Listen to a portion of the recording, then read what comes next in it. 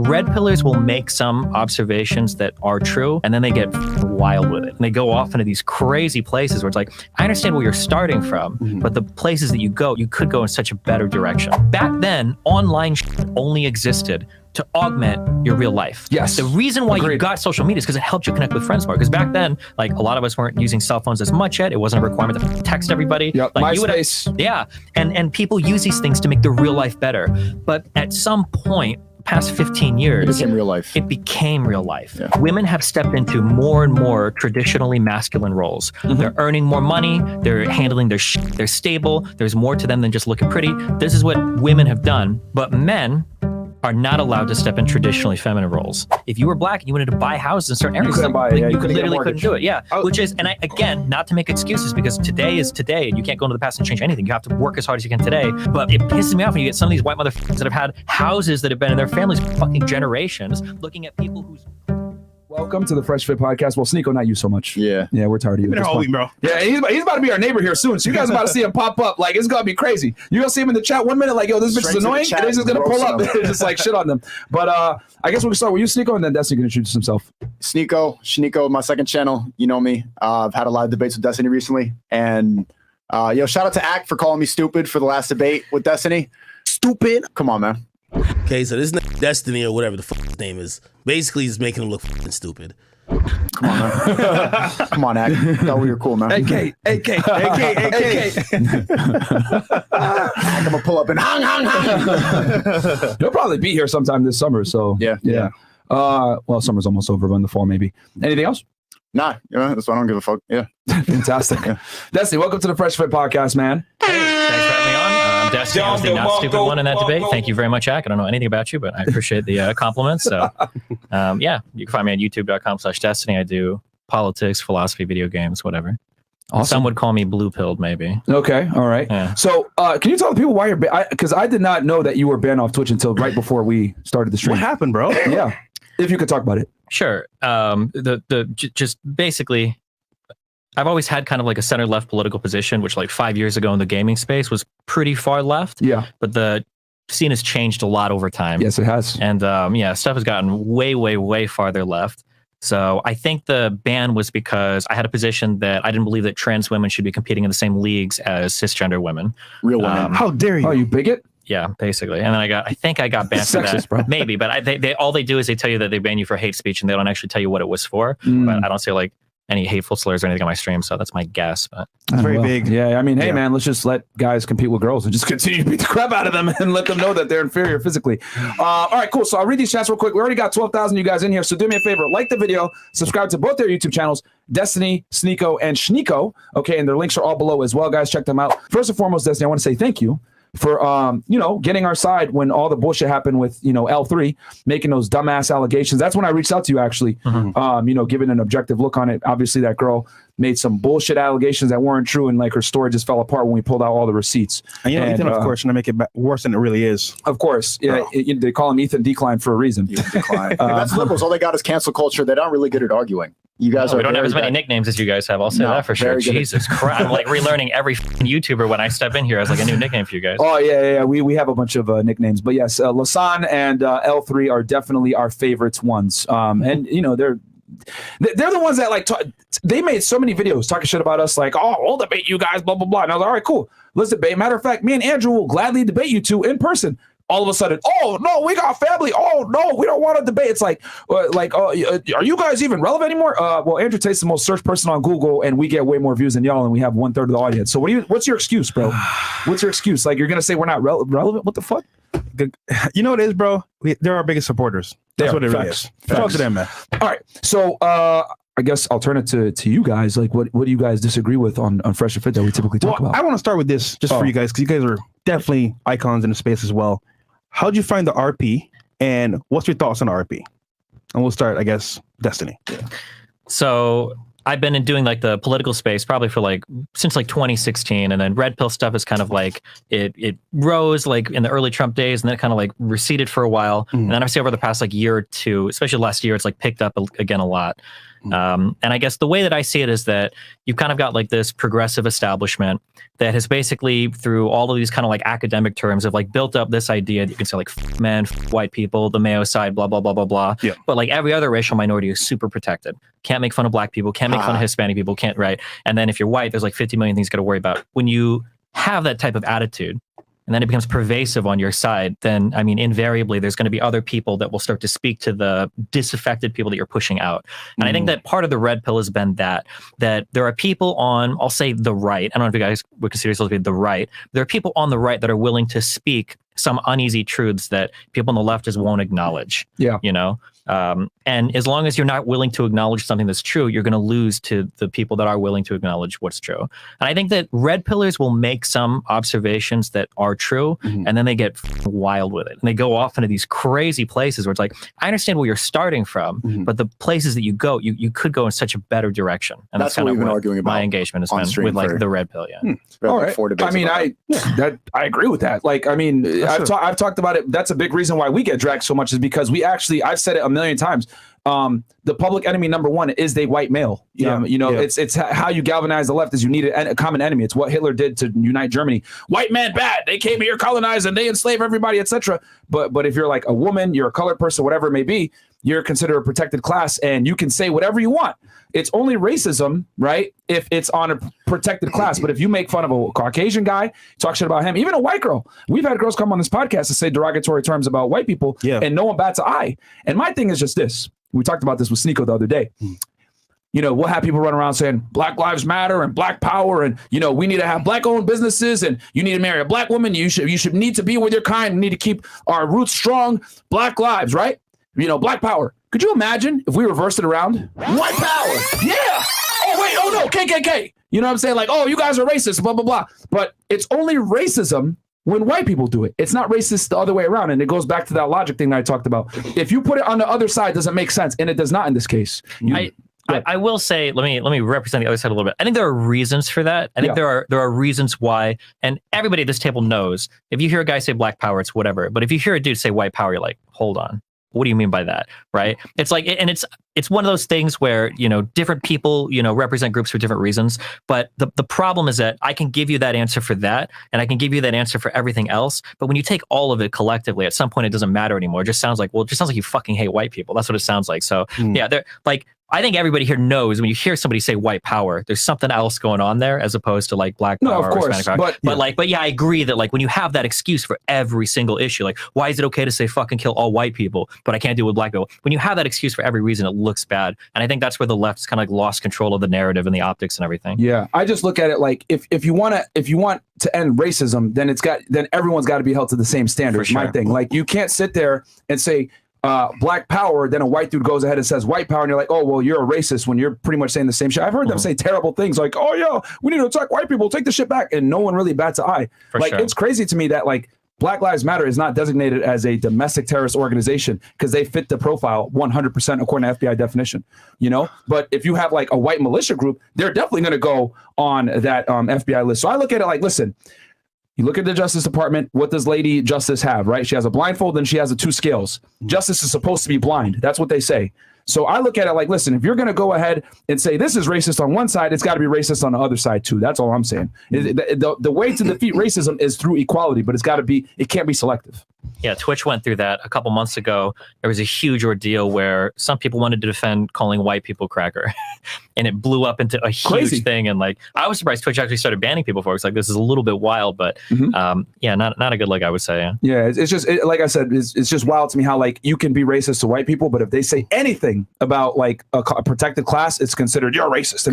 Because you're punching down and you're systemically oppressing somebody and blah blah. Yeah, there's like all these reasons why you can't make fun of somebody else, but these people will like go after your throat for everything. Exactly. They'll try to they'll go after your job, they'll go after your income, they'll go after like your online presence, they'll get you banned, kicked out of your apartment, whatever. Yeah, seriously, they did it. They try to do it to us, and it's like because and we're colored, so it's like then they'll say, oh well, you guys are black, like you can't make comments on the black community because you guys aren't black, and it's like, okay, bro, we're gonna use this fucking example again. Yo, could you imagine if we were white saying what we're saying now? Oh yeah, we would have been canceled. It would have been. And it's funny because like, yes, the white man's call my enemy now, but like it's just our turn because what happens is right, like no one's safe. Like now it's white man, It could be the Spanish man next. It just depends, bro. So nobody's safe. Yeah, Well, and like- it's gonna. I've always said it. The left continues to eat itself. So it starts with Caucasian men. It's gonna start to progress, and it's gonna get to a point where it's gonna be like, all men are trash, only women, and you need to be purple haired and 300 pounds, and you need to be the most woke, etc. Like like as the years pass, becoming left becomes more and more extreme. So it's like there's like the comic with there's the guy standing with like 10 people in front of him, and then there's the not the bulldozer. What's the flattening thing? The steamer, like it's like a roller. It's like a roller, yeah, behind him, and it's like just crush the last person. It's like, okay, I think we've gone far enough now, because it's coming for him next. Yeah, exactly. That's kind of what happened to me, going. I guess. Yeah, so that's basically I'm one of the flattened dudes. I mean, I shout out to Tim Pool. I always use him as an example. 10 years ago, right? 10, 12 years ago, around 2010-ish, he would be considered like a flaming liberal. Now it's like he's a raging conservative, and that's just goes to show you, just in the span of 10 years, how much we've like went off the fucking rails as far as like being woke and being politically correct and people's feelings and all this other crazy shit. So it's funny because like the three of us, like did you vote for Trump? I didn't vote. You didn't vote, but you would consider yourself a Trump supporter?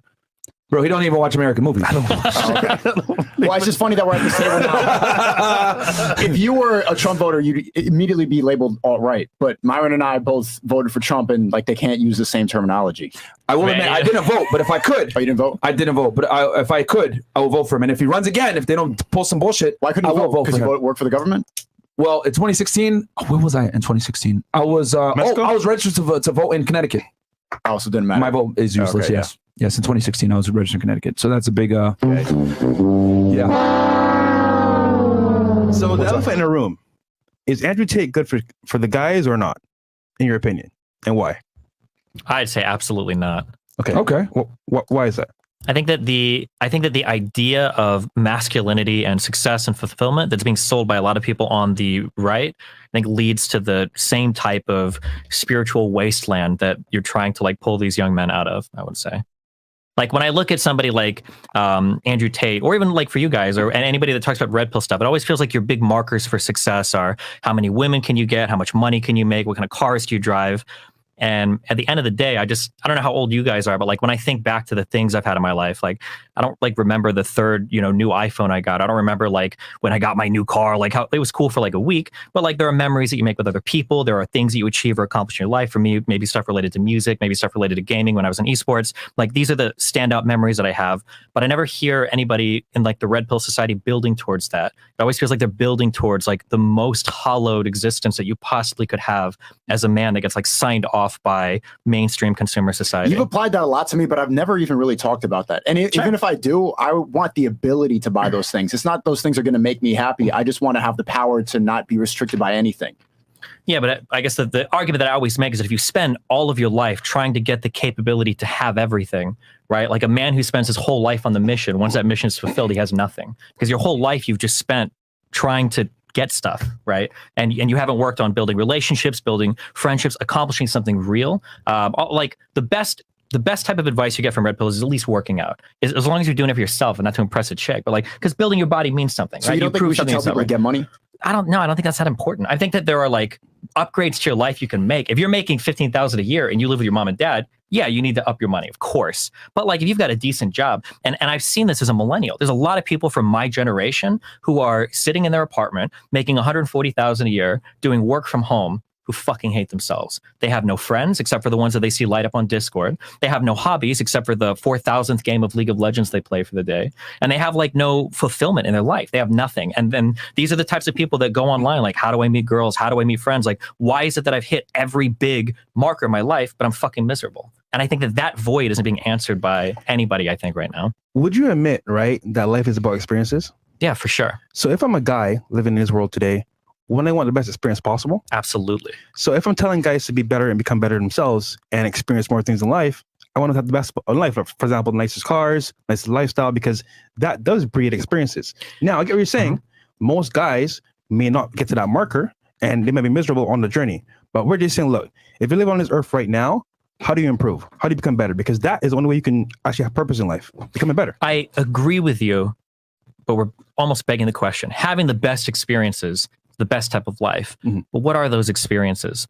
Like I wish we had somebody older here who was like wealthy, but like I guarantee you, if you pull like a 40, 50, 60-year-old dude, I'm 33, I'm decently wealthy, millionaire before 35, I've like got my shit together, traveled the world. Yeah. When I think back about the things that mean the most to me, it's never the new expensive computer I got. It's never the new expensive car I got to drive. It's never like it's always going to be like the experiences I've had with other people, especially people I love. So like the experience I've had with my wife, ex-girlfriends, like never like the car that I drove or like the newest cell phone I have. Like it's the memories you make with other people, I think. And to some extent, money can help you do that.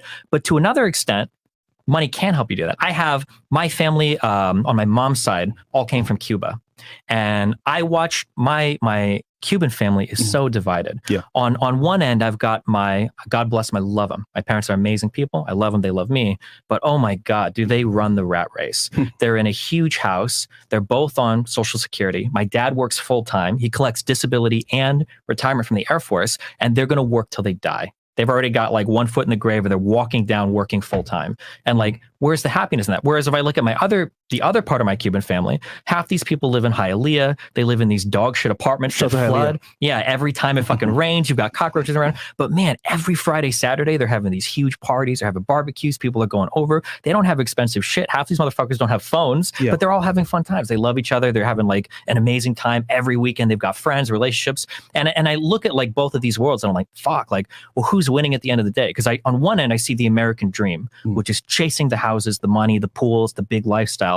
And then on the other hand, I see like these like dumb Hispanic people, but like these guys are so much happier. We're like, what the fuck? And I think even you guys are clued into that to some extent, because I hear it in your rhetoric, and I know it's stripped down, this idea of like Western women and Western lifestyles. You know, they have it more figured out in these other parts of the world. And in these other parts of the world, they're not running the same race that we run in the West, where we're obsessed about getting like cars and houses and bitches. So I'll just make one more point on this. So recently, right, I just bought a 2022 Rolls Royce Continental truck, right? Yeah, I saw the story, yeah. Not to flex or anything, but like that experience there, you know what I'm gonna do? Everyone that I care about that watched me on the journey up, I'm taking it for a ride in it. And like my mom was like excited to come see it, whatever. I'm just saying, like, yes, you're right. Chasing things like material stuff is kind of dumb. However, when you understand why you're doing it, it makes sense. So for example, giving people you care about, your family, your mom, your dad, your son, whatever, giving those experiences will change your life. And also as well, let's say they get sick. My guy and I was sick a couple of years ago, right? And if I didn't have money to pay for his stuff, he'd be dead right now. So having the money, you need it no matter what. It's like breathing, bro. Without money, you can't survive. So we're just saying, look, get as much money as possible so you can help your family. But as well, you know what? Get experiences too. Traveling, meeting with people. Without money, you can't do much in this world. It's sad, but it's what it is. I don't think the red pill is as materialistic as you're making it out to be. It's super materialistic. But Myron's not materialistic at all, for example. He's opposite. Yeah. So I'm not even that materialistic. I was gonna say, my thing is, I've always heard this quote, and I love to quote it. It's money doesn't buy happiness, but it's a damn good down payment. And what I mean by that is, for us, when we talk about money and becoming successful, we always say, you know, you got to get in shape, you got to get your money up, and then you got to understand female nature so that you can become a complete package, not to get women, but so that women are a byproduct of your success, so that you project yourself in the world in a certain way. And we're really big on guys having like a purpose, because if you have a purpose, then you're gonna every purpose. You have a direction, and when you have a direction, you have a destination. When you have a destination, you have something to work towards. So my thing is, I always tell guys, your value is not determined by the amount of girls you can get. Your value is determined by how much value do you create for the world, and then the women are going to be attracted to that. So we tell guys like, yo, don't chase girls, chase success, and then the girls will follow after that, right? So that's one thing. And then like my thing also is that me, myself, I'm a hardcore minimalist. I mean, I just brought back my 2002 Honda. You know, I don't really own anything nice except for like one Rolex that's a plain Jane. I don't spend really any money except for like in the studio and then my real estate investments.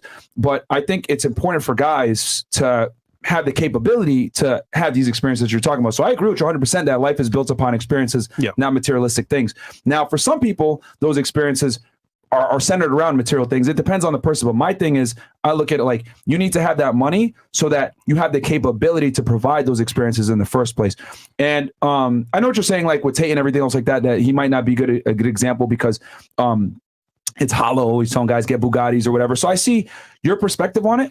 But what I would say is that if he teaches a guy how to make money, right, and that guy just needed a kick in the ass to tell him, hey, get out there, make some money, start a side hustle, etc., well, then that person could decide what they want to do with the money, you know, because everyone makes money for different motivations. Some people do it for financial freedom. Some do it to flex. Some people do it to buy clothes or whatever it may be. And I think materialistic things in general are stupid. But if it makes them happy, even for temporary, then hey man, do what you want to do. But I think it's important to have that money so you have the opportunity. It's a down payment towards that happiness to some degree is my thing. But I'm a big firm believer that you make the money not for girls, but so that you can go ahead and walk away from girls if they do some bullshit. It gives you an extra air of confidence because, competence leads to accomplishments, which then leads to confidence. And that's the end product a lot of times for making the money. So I want the end product from making the money, not necessarily making the money to chase after the girls, if that makes sense. Sure.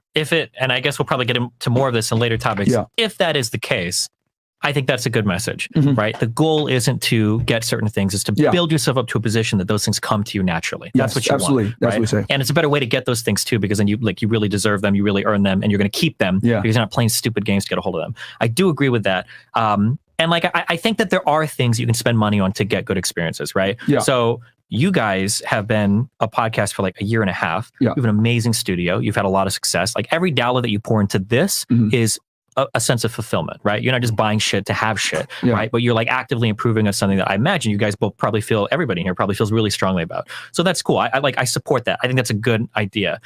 But you got to admit, when you look at like the plethora, especially around the Tate stuff, when I see all of the advertising for the Redpill stuff, it doesn't feel like I hear about that chasing of fulfillment very much. It all feels very materialistic. One thing Tate always says that a dork who gets rich, like money just amplifies what you have. So a dork that gets super rich, that's why Bill Gates' wife ends up leaving and take half his money.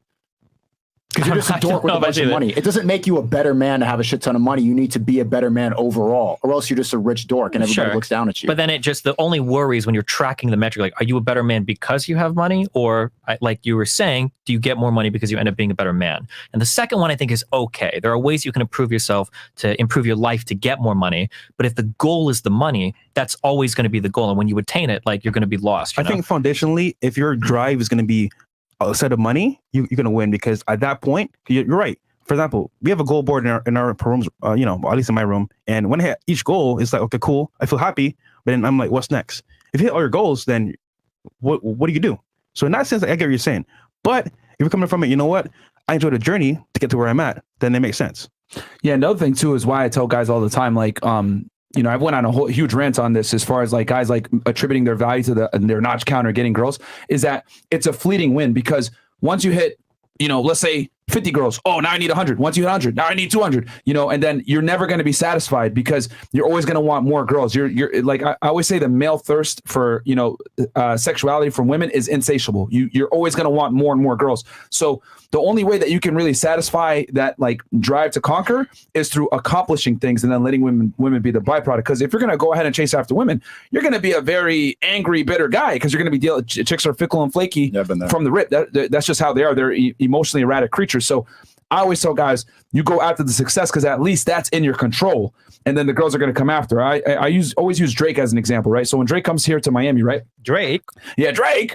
What he'll do is he'll have a party, right? And he'll have like 50 to 100 girls show up, and he doesn't pay none of them attention, even though all of them are trying to go talk to him, right? And that's a perfect example, right? Obviously, like on a higher scale, right? But my thing is, I want guys to have that mindset where you're so successful that your work speaks for itself, and then girls want to get to come and meet you because he's already created value to the world, and the byproduct of that is the women naturally come to him. So I want guys to strive to be at that level, whether you're the top guy at your firm, you're the top guy on YouTube, you're the top guy in your office, whatever it may be. Like if you look at like sales, right? Like people that work in sales, a lot of times the top salesman guy gets a bunch of the chicks, and it comes from like women naturally being attracted to dominance hierarchy. So my thing is, be the best guy that you can be, and then the women are going to come as a part of that. But when you chase after ass all day, which a lot of guys do, that's where you get that hollowed out feeling that you're talking about, which I agree with.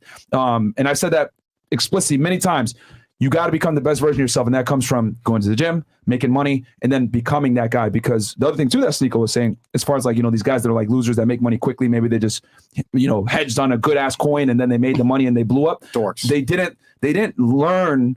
They didn't get the discipline, the hardship of getting it. Yeah, and they didn't go through the the trials and errors of like becoming that guy. Like anyone ever play Pokemon? You do the fucking rare candy trick where you get like 99 rare candy, and you take 2 Pokemon. You take one that's a level like 5, another one level 5. You train one by going to the Elite Four multiple times, having him get his ass whooped or whatever it may be, and leveling him up. And then you take the other Pokemon, you just give him rare candies to level 100. That Pokemon that you give the rare candy to, he's going to be weak as fuck. His attack is going to be weak. His defense is going to be weak. His special is going to be weak. Dex. It's going to be terrible when you look at him. But when you go to the other Pokemon that actually went through the fights and fought the Elite Four 120 times, his stats are going to be way better. So that's kind of what it's like with like fast money leads to slow problems. But if you get the money in a way where you had to build yourself up, then you're somebody. This is why women like, right? There's so many trust fund babies here in Miami, and I'm sure you guys know this. Holy shit. I will say that coming to, because my wife wanted to move to Miami and she wanted to be down here. And I've never seen so many, I was talking to Sneako about this, but I might not see the same crowds of people, but I see so many people and I'm like, what do you guys do for work? I'm like, oh, never. I was like, we're in South Beach. This place is fucking expensive, okay? Like one bedroom apartment is like $5,000 a month. What do you mean you don't fucking work? Like, and I'm like, what the fuck? Like, everybody here like is coming from money. Yeah, New York money or South American money. So like those people, right? Like perfect example. Like I can't tell you how many girls have come on this pod and like deal with those guys, right? And they just tolerate them because they have money, because they didn't go through the work to become a man to make that money. So those guys are not like inherently attractive to them. They're just tolerating them because they have money. Versus a guy that made the money, he becomes a fucking somebody. That guy had to learn certain characteristics and had to build character to make that money. That's what's attractive. I've always said it. Women aren't attracted to money. They're attracted to the characteristics it takes to make a lot of money. Yeah. This is one of the reasons why, and I'm only bringing up things you said, not to rag on you, but I don't know how much like trickles down from everything else. But like, there's one of the reasons why I rag on like the crypto bros so much. Like there are people that build businesses, provide a value service to the world, or even build YouTube channels. Yours is really good. You've done a really good job of that. And like, I respect that. But I don't want to hear financial advice from some fucking loser that bought like some shit coin and made like $2 million. I'm not you even got lucky. Crypto, I know you're not. I know you're not. No, you do good content. You do. You've made your shit. Like you've proven yourself even from an early age. But like, yeah, like hearing some like 21-year-old like crypto millionaires like, oh, I'm going to tell you what the future of Web3 is. Like, bro, you don't know fucking anything about anything. Yeah. Okay. You put 3 weeks of allowance on some bullshit doggy coin and somehow you're a millionaire today. Like you're going to lose that shit in 2 weeks. And it always happens too. Yeah. And then the test is like, if you took that person's money now, would they be able to make it back? No. And that's there you go. That's the litmus test. Because the question that they'll always, do you guys say your age? Yeah, I'm 32. Okay, I think we agree on this. If you could go back to being 20 and you could either have all your money now or all your knowledge now, what would you have? I would take the knowledge. 100%. Without even a second thought. But if you take a crypto millionaire and you go back 5 years, if you have the money or the knowledge, well, they didn't fucking learn anything, right? Yeah. Unless you're literally thinking like, well, what can I predict the future? It's like, what did you learn investing in some coin? Like, you're not reading white papers, okay? You don't even know how the fucking technology works. Yeah. Dude, so, and I have crypto too, so it's like I definitely understand how people can like pump a coin or whatever and get lucky. It is what it is. But like, I would definitely take the knowledge of how to make money for sure over getting lucky and getting the money. So Destiny, do you believe in the hero's journey?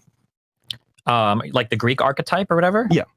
I mean, I believe it's a story, and to some extent it's applicable to our lives. Yeah, of course. So to me, from what I see Andrew doing, he's giving you the hero story. He's been through hardship. He was poor, not successful. He worked his way up. He's saying, you know what? If I can do it, on some level, you can too as well. Would you agree on that or no? I say that. He always disagrees. I said everybody can get rich now, and he doesn't like that. Here's the problem, okay? With these guys, okay? These guys are on the Titanic, and there's one lifeboat that can hold 400 people. And there's 10,000 people on the deck. And they're like, everybody can get in this boat. That's not true. Anybody could get in the boat, but not all 10,000 of them are getting in, okay? When you've got like a podcast where guys are talking about, here's how you become a millionaire doing this or that or that. Yeah, maybe there's like some percentage of your audience could do it, but 98% of these guys are going to fail. And everybody knows that from the dawn of any multi-level marketing, any online type of advertising, any like encouragement to like get rich doing these things. Like these goals are for 98% of people totally unattainable. Can anybody do it? Probably. Can everybody do it? Absolutely not.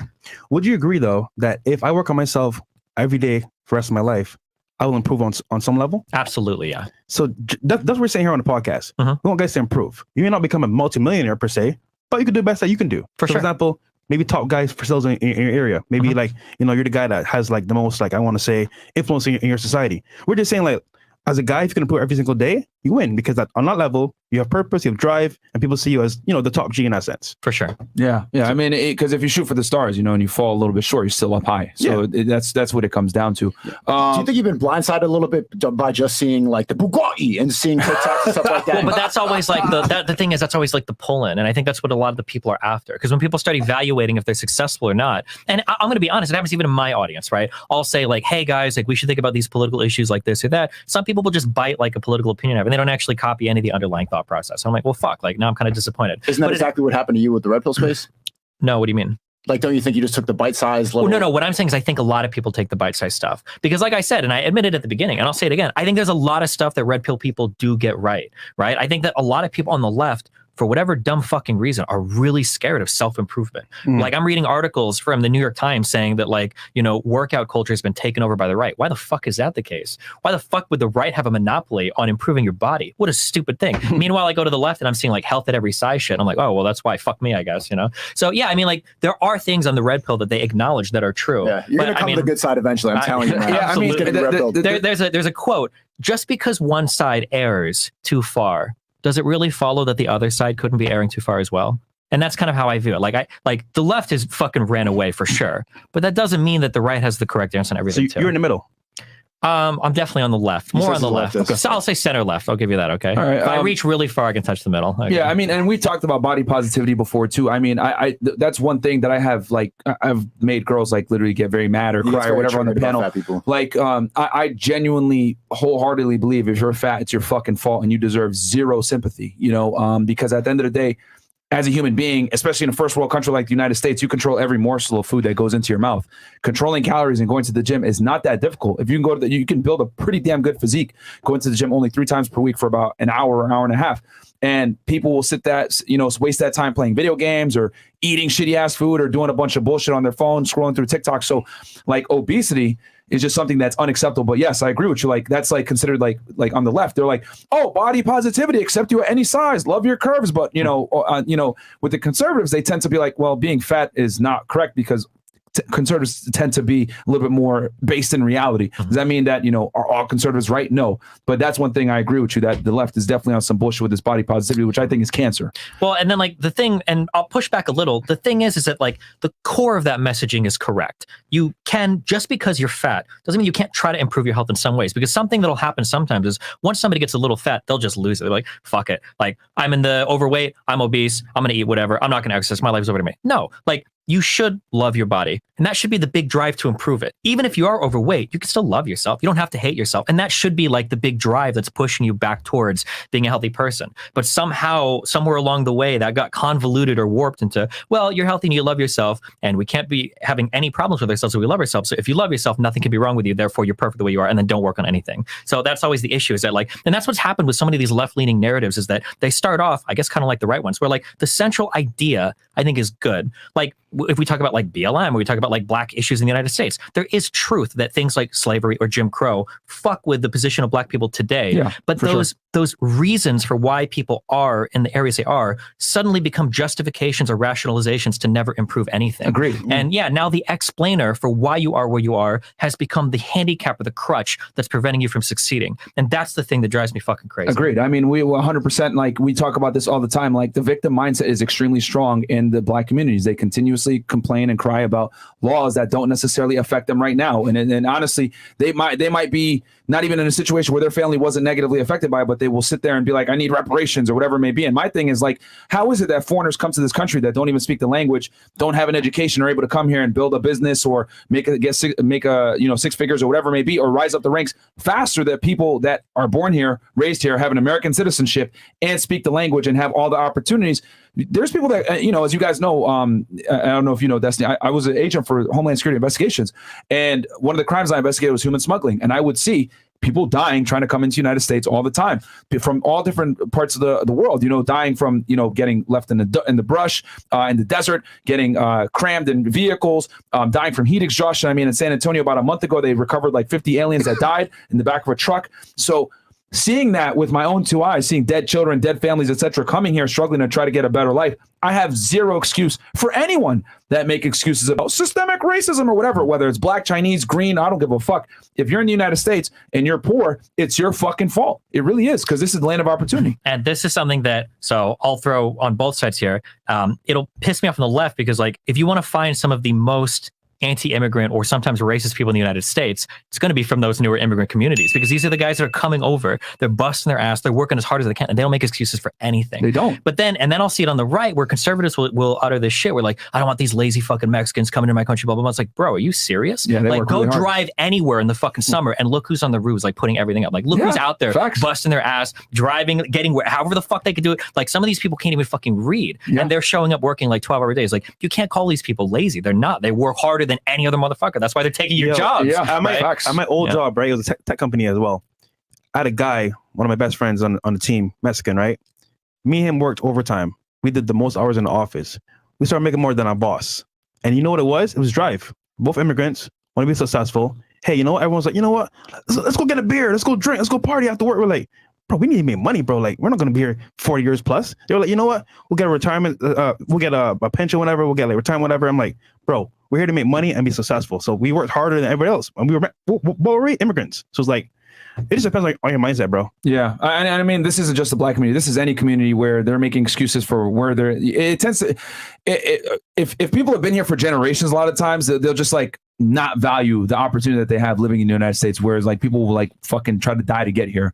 You know, even people from first world countries try to come here. You know how many Canadians sneak into the United States to try to get opportunities here or overstay their visas, especially here in fucking Miami, a lot. to get opportunities like. Even people from first world countries that want to be here in the United States. So I look at it like if you piss that away, man, and you're poor, no fucking excuse. Just like with fat people, if you're broke or you're fat, it's always your fault. Because I know someone that probably has one arm that wishes he could fucking go to the gym and train. And I know someone else that's in a third world country that would kill somebody to be able to come in here. Meanwhile, your dumb ass is sitting there whacking off, watching porn all day, wondering why you're a fat fucking loser. You know what it is? Comfort. Yeah, and convenience, honestly. So Destiny, I want to know, like, where do you? I was going to say real quick on that because sure. Oh my god, and then you go. Sorry, this kills me the most. Being 33 years old, when I hear somebody who's 19 or 20, they tell me their life is over and they're hopeless. I'm like, dude, I would. Those are left-leaning people. No, there's a lot of people, a lot of lost people. I'm like, bro, you're 20 years old. You haven't even started to live yet. You can do anything. Like the whole world is in front of you. Or when you see people, even people that are overweight, like if you are a healthy individual, if you can get out of bed on your own support, you don't have a wheelchair in it, you're already in an amazing starting spot. You can be a dude that's 5'11" and you weigh 280, 290, 300 pounds.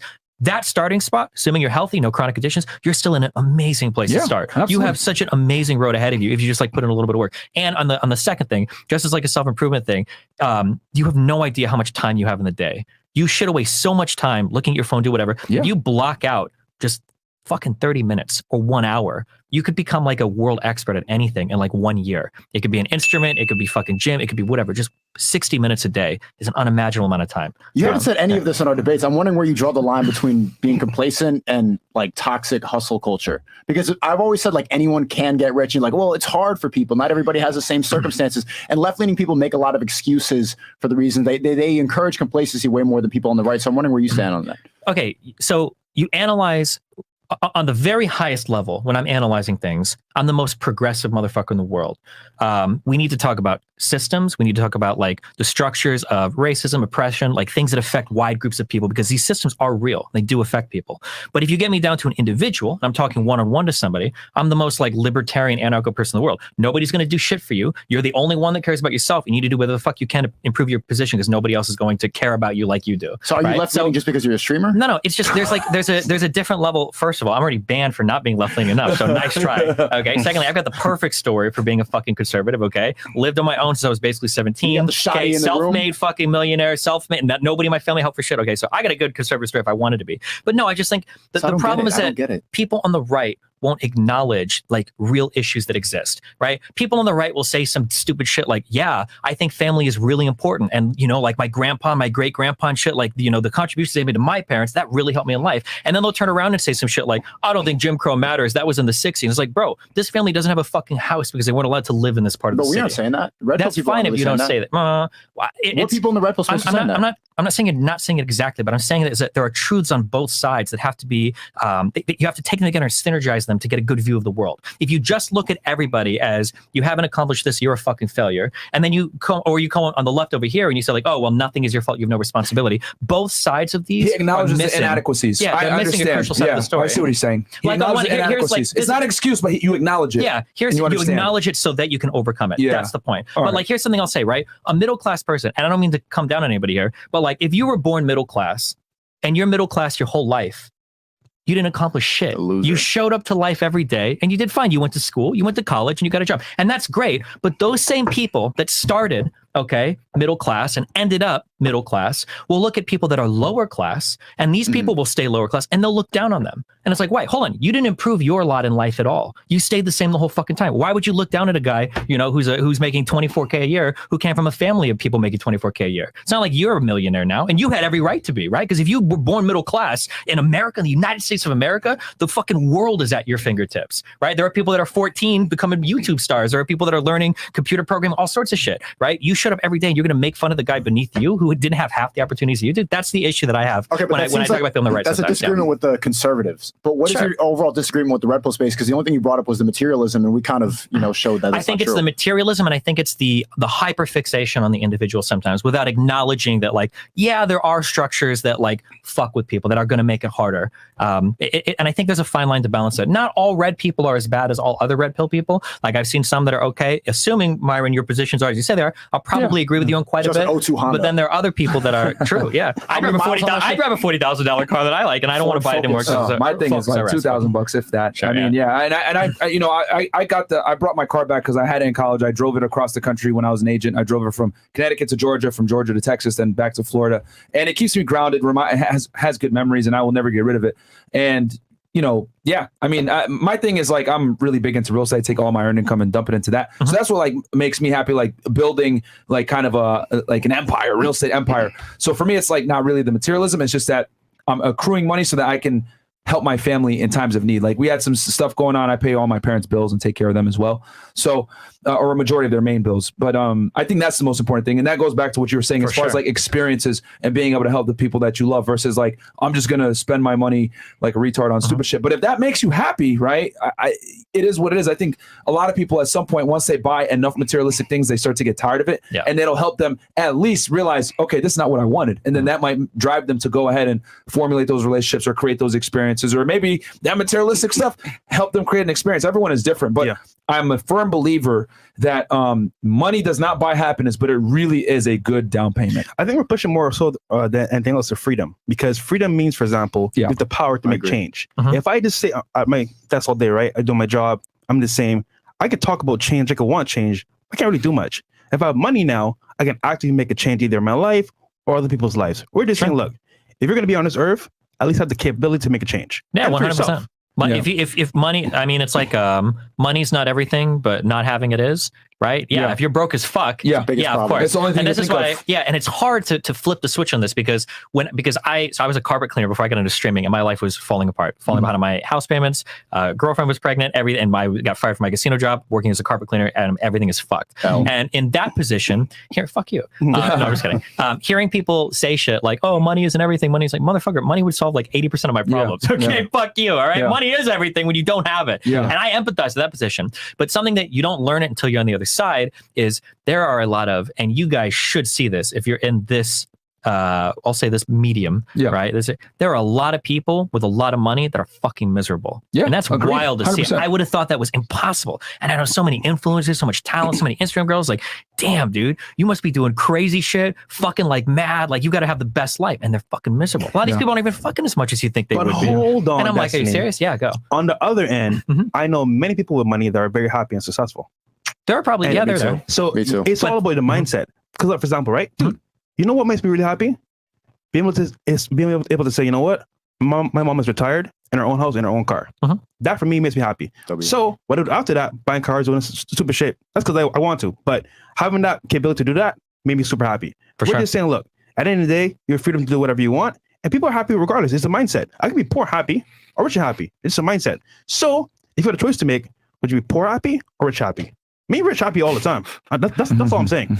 Yeah, I can agree. I think so. I would say that the comparison might be like fighting, right? You're probably not going to be a good fighter if you don't spend any time in the gym.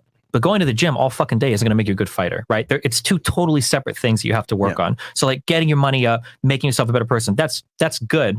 I just feel like I don't hear enough people talk about the other side of like, and maybe you guys do, and I just miss it because I don't watch much of anything. You see the TikToks, and then you would assume people just don't talk about that building the life fulfillment part as much. It just feels like it's always the focus on. That's why we're so big on like having a purpose and like creating something. You know, I think with men, if you depression really hits and you get sad when you're not like building towards something and building something. I remember when I was on the job with law enforcement. one of the biggest ways that guys die, besides like getting shot at for being complacent, was after they retired from the job. It's a very stressful job, but it keeps you on your toes, etc. They don't have anything to live for anymore, and a lot of times they die a few years after retiring. And that, I think that kind of plays into the man's innate need to be able to create something or having some kind of purpose. And that's why I'm so big on not chasing girls, because it's a fleeting purpose. You're never going to feel accomplished doing it. Versus if you can, create a dent and change someone's life or help people out or create value to the world, that's going to be way more fulfilling. Then the bitches come after that. Yeah. So I will say, I got to commend Destiny. You're definitely more open-minded than I thought. Yeah, I mean, I've done a lot of stuff. Yeah. I've seen a lot of sides of a lot of things. So yeah. Well, I already knew because I watched this content before. I was prepared. I already knew we were going to grab most of the stuff. The part with Sneako, we talked about your daughter. But yeah, we'll come out to that. What did I say? No. Was it? I forgot who it was. I didn't talk about that. No. The question was brought up. Would you let your daughter date somebody? Yeah. That shit had me dying. What did I answer about that? I said yes. You said yes. You said yes after a long pause. You were like, yes. Would you? I don't want to be the only one answering that question. We answered it, remember? Yes. Yeah, better than having a weak man. I'd rather have like a strong man who could provide. But I think the long pause was the issue. I should answer quicker. I mean, if you're on the pause is good. It shows thoughtfulness, reflectfulness. That's good. Don't listen to these fucking guys. They're trying to brainwash you. You're stupid. Yeah, you don't want to be the bot, okay? You're thinking. They type the pause, not the answer. Facts. All right, we'll read this real quick. Mary goes, Sneako, saludos de Mexico. Did you get threats after exposing idiots from Twitter after you made clear about your makeup? I'm not Mexican, and yes, I did. Damn. Fresh to BBC, apologies for being late, fellas. Had to bust one on this super thick Latina shorty. We even lucky that we here right now. Shorty cheeks was moving, but glad we could make it. Fresh, make it quick, though. I'm trying to get busy again. This nigga, bro. She was not Latina, guys.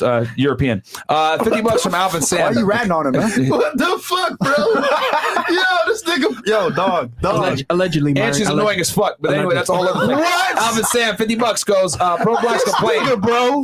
He's tight that you're late, man. You want to get on your ass right now? No, man, chill. All right, Alvin Sam, pro blacks complain about blackface, but in 2004, the Wayans brothers did whiteface in the movie White Chicks. Yeah, okay. Yeah. Jason Fredrickson, this one goes for all the men out there, Spartans, and that's ARS. I think that's Argentinian, right? Is that $100? Yeah, I think that's $100, man. Yeah. So thank you so much, my friend. Shout out Jason. Chris, you got to hit the Don DeMarco, my friend. You back there? Yeah, I'm there with the girls right now. Oh, okay. All right, Maverick S. Destiny is right because the world right now has becoming mega beta, feminized to the point that being masculine like Andrew Tate is no longer needed for modern men. Can't for the giant meteor to come. Can't wait for the giant meteor to come. I think is what he meant. Asteroid. Yeah. And then we got $50 from Jay DeWallo.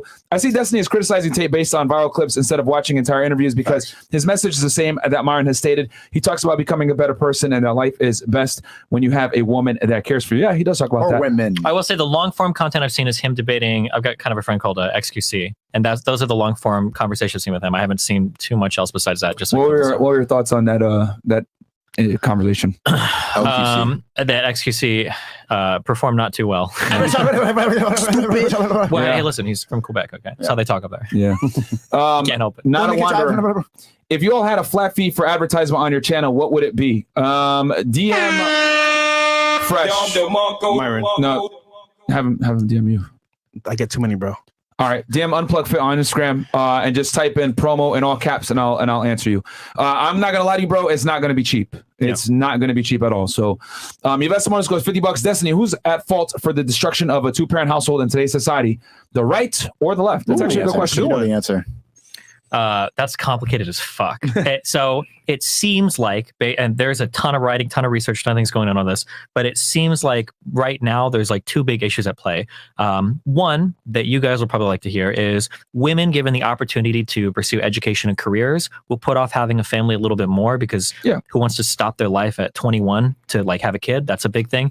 And then the second thing is people are having harder times getting the economic freedom, getting your money up, to move out and have their own house because everybody wants to live in these like huge cities that are getting more and more expensive. Yeah. And nobody wants to start a family when you're living in the basement with your mom and dad.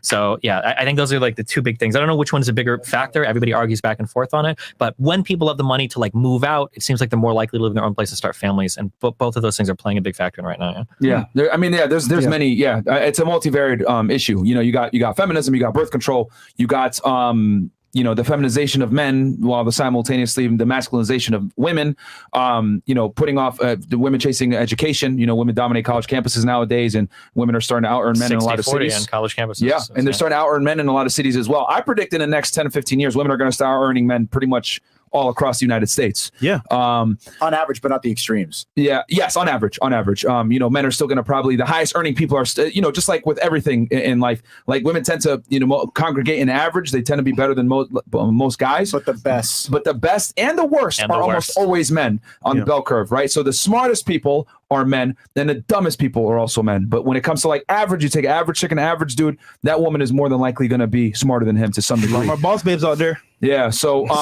but yeah, I think it's a multivariate thing. So you would, okay. All right, cool. Yeah, I mean, agreed. Zentians, Destiny missed the fact that 80% of men are sexually invisible to most women.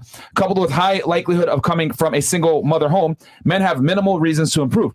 The RP is a stark message amidst male subversion and stop the self-deletion rates. Thank you so much for that, Zentians. I appreciate it. What's your thoughts? Yeah, please go ahead. So I think here's one of the issues that I have with, again, people on the left and right. I sound like a fucking centrist, but the issue I think is a lot of stuff has changed in the world with regard to technology. Okay. And I think everybody on the left wants to blame like the patriarchy and racism, and then people on the right want to blame feminization of men or feminism or whatever. But I think that a lot of our lives have fundamentally changed in ways that people aren't even aware of in an incredibly short amount of time. When I was in school and Facebook came out, originally there were like 4 things on Facebook. It was like DMing, it was checking in for like group events, and it was like posting on your fucking wall. That's all that Facebook had. And you even needed a .edu address. They call it the wall, not even the timeline. The wall, yeah. Oh yeah, because it wasn't a timeline back then. Yeah.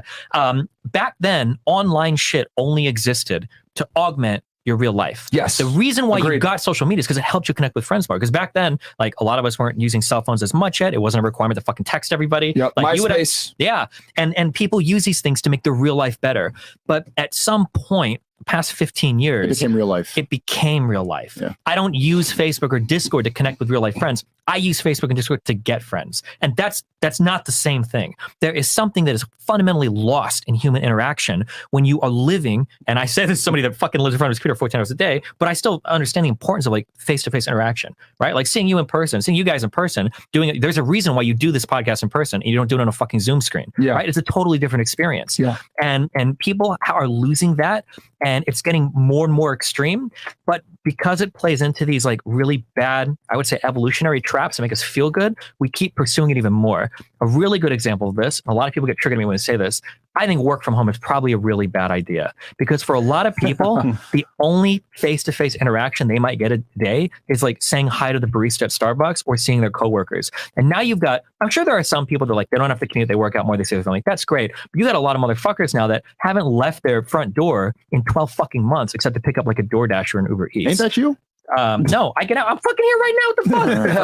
I get out. I travel. I stream a lot, but you check out my Instagram. Okay, I travel all over the fucking world. I got friends everywhere. I got people I see. Okay, I do shit. Okay, he's outside. Yeah, I'm okay. I'm a bit of a nerd, but I do get outside. I see the value of it. But yeah, like that being locked in your room, like doing your work on your computer screen. You wake up, you're fucking working, then you get off and you play fucking League of Legends, and then you talk to people on Discord, and then you go to sleep, and you repeat that for 365 days. That has to rot the fucking mind. More than feminism, more than patriarchy, more than anything else. That atomization where you are like this individual entity, like robot living in a fucking room and not interacting with anybody, is going to do horrible things to who you are. I agree. I used to work in tech as well, and we had a kind of social network regarding work, because we had like a ping pong table, we had like a coffee table as well, we had like a game room, a movie room, and like you have to be social in that environment. And then COVID happened, and you have to go home to work, and it's like, bro, you're in your home 8 hours a day doing nothing. It's like, bro, like you start to go crazy. Honestly, it's like. And everything is so convenient. I can order groceries. I can order anything off fucking Amazon. I don't have to wait in line anywhere. I can deposit checks on my fucking phone with my Wells Fargo app. Like, I don't have to see anybody ever if I don't want to, If I didn't go outside after work, I felt like I was like being like, I don't know, dumbed down. It was weird. So I would say this with because you made some fantastic points as far as like the internet changing the world, and people are on the internet now to make friends versus augmenting their experiences with their real life friends. And I'm 32, so I'm right there with you. I remember MySpace. I remember Facebook. I remember these apps were used to kind of enhance your situation versus like you need it for a situation nowadays. My only thing is that technology has it's hurt men and benefited women. And what I mean by this is that a guy, right? Like men typically have to be the ones to approach. They have to be the one to engage in interactions with the opposite gender when I'm talking about the process of courting. And with girls, you know, they're able to get that attention from men. They're able to get opportunities given to them. And what it's basically done is, you know, it's changed the dating landscape significantly. You know, you had a girl that, you know, 15, 20 years ago, right? She had to go outside to meet a guy, or a guy had to approach her to Starbucks or whatever it may be. Now with the advent of Instagram, the advent of online dating apps, and all these modern conveniences, women get more opportunities now than ever before. So what happens is, like from what Zentians is saying, is that a majority of men now aren't even considered as suitable candidates. And there's okay. Sure. I'm gonna come over here to the ultra red pill side for a minute, and I'll explain. I knew it. What's happening here? Okay. So here's what's happened.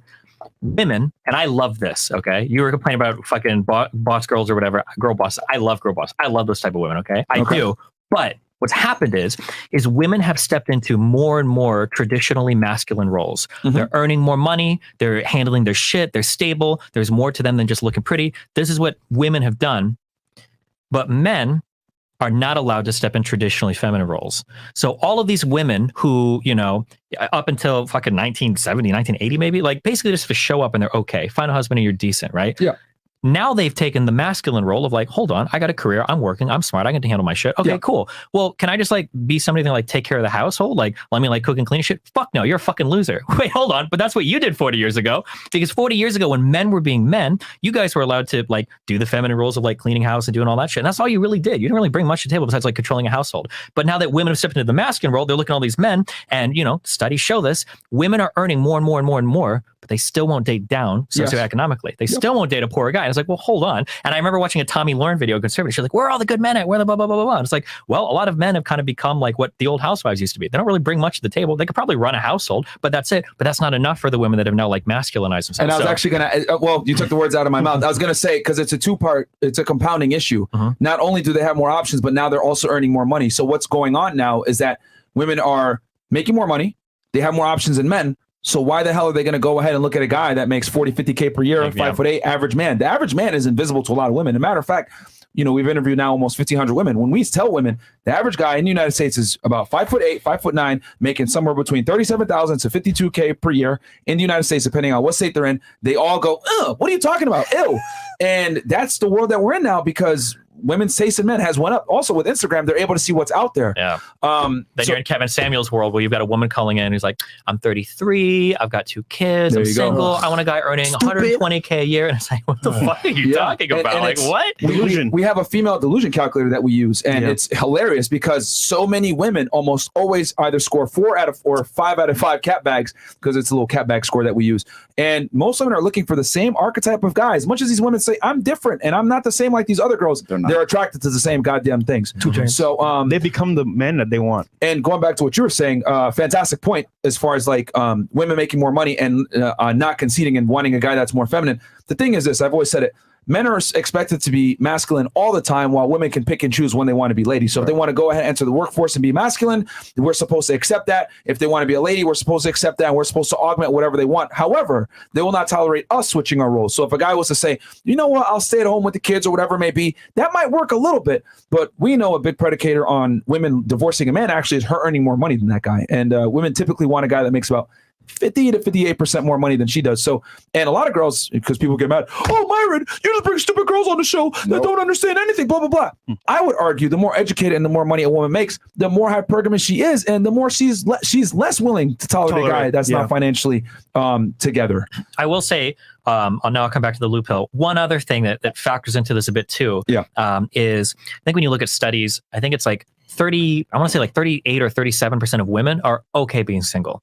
They'll like remove themselves from dating markets to be okay. And I think on the man side, it's like in the low 20s. How old were they though? I don't know what the age range was, but I think in general, it's a trend that women are usually more okay being single than men are. I don't mean fucking. I mean just like being in a relationship. They like being single. So maybe they're fucking whatever. They're not in relationships. And I think one of the reasons why that happens, and this is where I will attack a lot of like the hyper masculine stuff that Red Pill sell, is men are horrible fucking friends to each other. When you listen to 2 women talk, like she might go through some shit and she's like, man, I got this going on. This is how I feel about this. And they're talking to each other, they're bouncing their feelings up. And they have like these, they have these like really rich and fulfilling friendships with each other. Women? Yes. They do. Shreggy? They do, because when Well, you let's listen hear to it. when you listen to two men talk to each other, okay, this motherfucker might be ready to kill himself, and he's like, John, what's up? He's like, not much, man. How you doing? Yeah, you know. And then like it's like, what the fuck is happening? Guys suck at talking to each other. We do. Like the emotional connection that we have with each other I disagree is completely. absolutely fucking abysmal. It Women lie super to is. each other. They might say it, but here's another thing too, and it's one of the reasons why men outside of relationships are so miserable. If you are a man and you find a woman, oftentimes this is going to be the first person you can actually connect with on an emotional level in your entire fucking life, because you don't connect like that with your bros. You don't connect like that with guys when you have conversations. It usually takes a woman in a man's life to do it, but for a woman, she doesn't need a man for that emotional connection. She can get a lot of emotional connections from her friend group. I think that's a misconception of like the liberal world that we live in. I think it's just, as soon as you show a woman weakness, she might like give you empathy in the moment, but she remembers that and she logs it in her Super brain as a disagree. moment that you're pussy, and it'll come up later, because women aren't strong. Women use information to lash at you. So this is how I view this, and I hear this a lot, that if you show vulnerability to a woman, it's bad. In my worldview, vulnerability is something that you have to earn. If you're a guy and you're a baby bitch and you're crying and all this shit all the fucking time, yeah, people are going to look at you like you're weak. And then those guys will go online and be like, I was vulnerable by a woman, she left me. Well, because all you are is vulnerable. But if you're a strong, stable person, you got your shit together, right? And like your fucking mom dies or some shit and you have a rough day, you're crying or whatever, it happens, it's a shitty day. I think she'll respect you for that, for being able to connect with her on that level. And you go back to normal. You're not like destroyed. You're not crying all the time. You think that women are better friends than men? I think that women are better friends to men than men are to men. Absolutely. Oh, but not to each other, because women will end a friendship over a birthday dinner where someone's late. And I mean, you say that, but like, there's a reason why the saying "bros before hoes" exists, and it's because men don't put bros before hoes. There are men that will disappear when they find a girl. They're gone from their friend group for fucking ever. Everybody's got at least one friend who, where the fuck is Johnny been? Oh, we found another girl. We're not going to see that dude for 6 months. Like, men disappear from their friend groups and shit all the time over dumb reasons. Like, it happens. Like, everybody has problems. I'm just saying that in general, for the vulnerability thing, you can be vulnerable, but it's a moment that you have to earn. Right? It's like that saying that, like, not to be sexist, but like, mom cries all the time, or whatever. But when dad cries, some serious shit has happened. But you don't lose respect for your dad. You just know that, like, if he's that emotionally affected, there's some gravity to that situation. If you are upset and you are a strong, stable man and you sold that to your woman, you are that, then like, you can be vulnerable, but it has to be like in a situation with a lot of gravity, I think. What's the first thing a woman brings up in an argument, in a heated argument where she needs some ammunition that has nothing to Super depends on what you're fighting about. They bring up the weakest thing to hit you.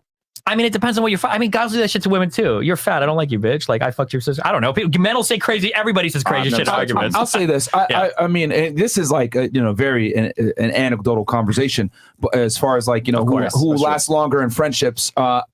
From my experience and what I've seen that men tend to hold friendships longer than women do, because with men, we're very simple creatures and we kind of understand, like, I'm still friends with the guys that I went to high school with.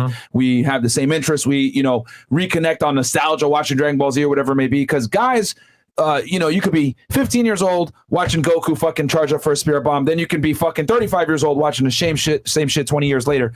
With women, they change a lot. And as they change with their friends group a lot as well. And the thing with women, I've always used this funny example that when guys meet each other, they say, "Oh, you piece of shit. What's up, man? Yeah, fuck you. Yeah, you're a piece of shit. I hate you. Okay, you're a loser. That's why, you get no bitches, blah, blah, blah." That guy will walk away and then they'll say, "Yo, that's a fucking good dude. I love that guy." But with women will walk up and say, "Oh, girl, I love your dress. You're you so look pretty. fantastic. You're beautiful. Did you lose weight? Oh my God." And then as soon as she walks away, she's a fucking whore. Ugly bitch. Like with women, they're not over in their communication, which you were kind of like alluding to, like when the guy's going through it, like his buddies aren't going to sit there and be like, "Oh, it's okay, bro." They're like, "Ha, you fucking pussy, ha ha ha." And I think that kind of comes where it's kind of on you as a man. You're responsible for your friend group, which is why you got to surround yourself with winners and guys that kind of understand. And my thing also, as far as like being vulnerable, I get what you're saying. Vulnerability is earned. If you're crying all the time and saying, "Oh my God, I don't know how I'm going to deal with this," but versus a guy that has his shit together and then, a tear drops because his mom dies, well, that's understandable. I get it. However, we tell guys, if you're going to be vulnerable, you're going to cry, you're going to be sad, or you're going through some shit, you're better off sharing that with your guy friends, because the guys aren't going to use it against you later on in arguments. And it's not like your guys are going to like lose arousal for you, lose attraction for you. With a woman, it's a toss up. Some girls respond very favorably to extremely strong guys that are stoic. Some girls like it. But my thing is this, and there's studies that show this as well. Women don't really know what they're aroused by. They know what they're attracted to, allegedly, but they don't really know what they're aroused by. Okay. And I can go into that study if you want me to, but I would say this. If you have someone, right, that doesn't even know what they're aroused by, why would you open up Pandora's box and cry in front of her, not knowing how it may affect her psyche and attraction for you down the road?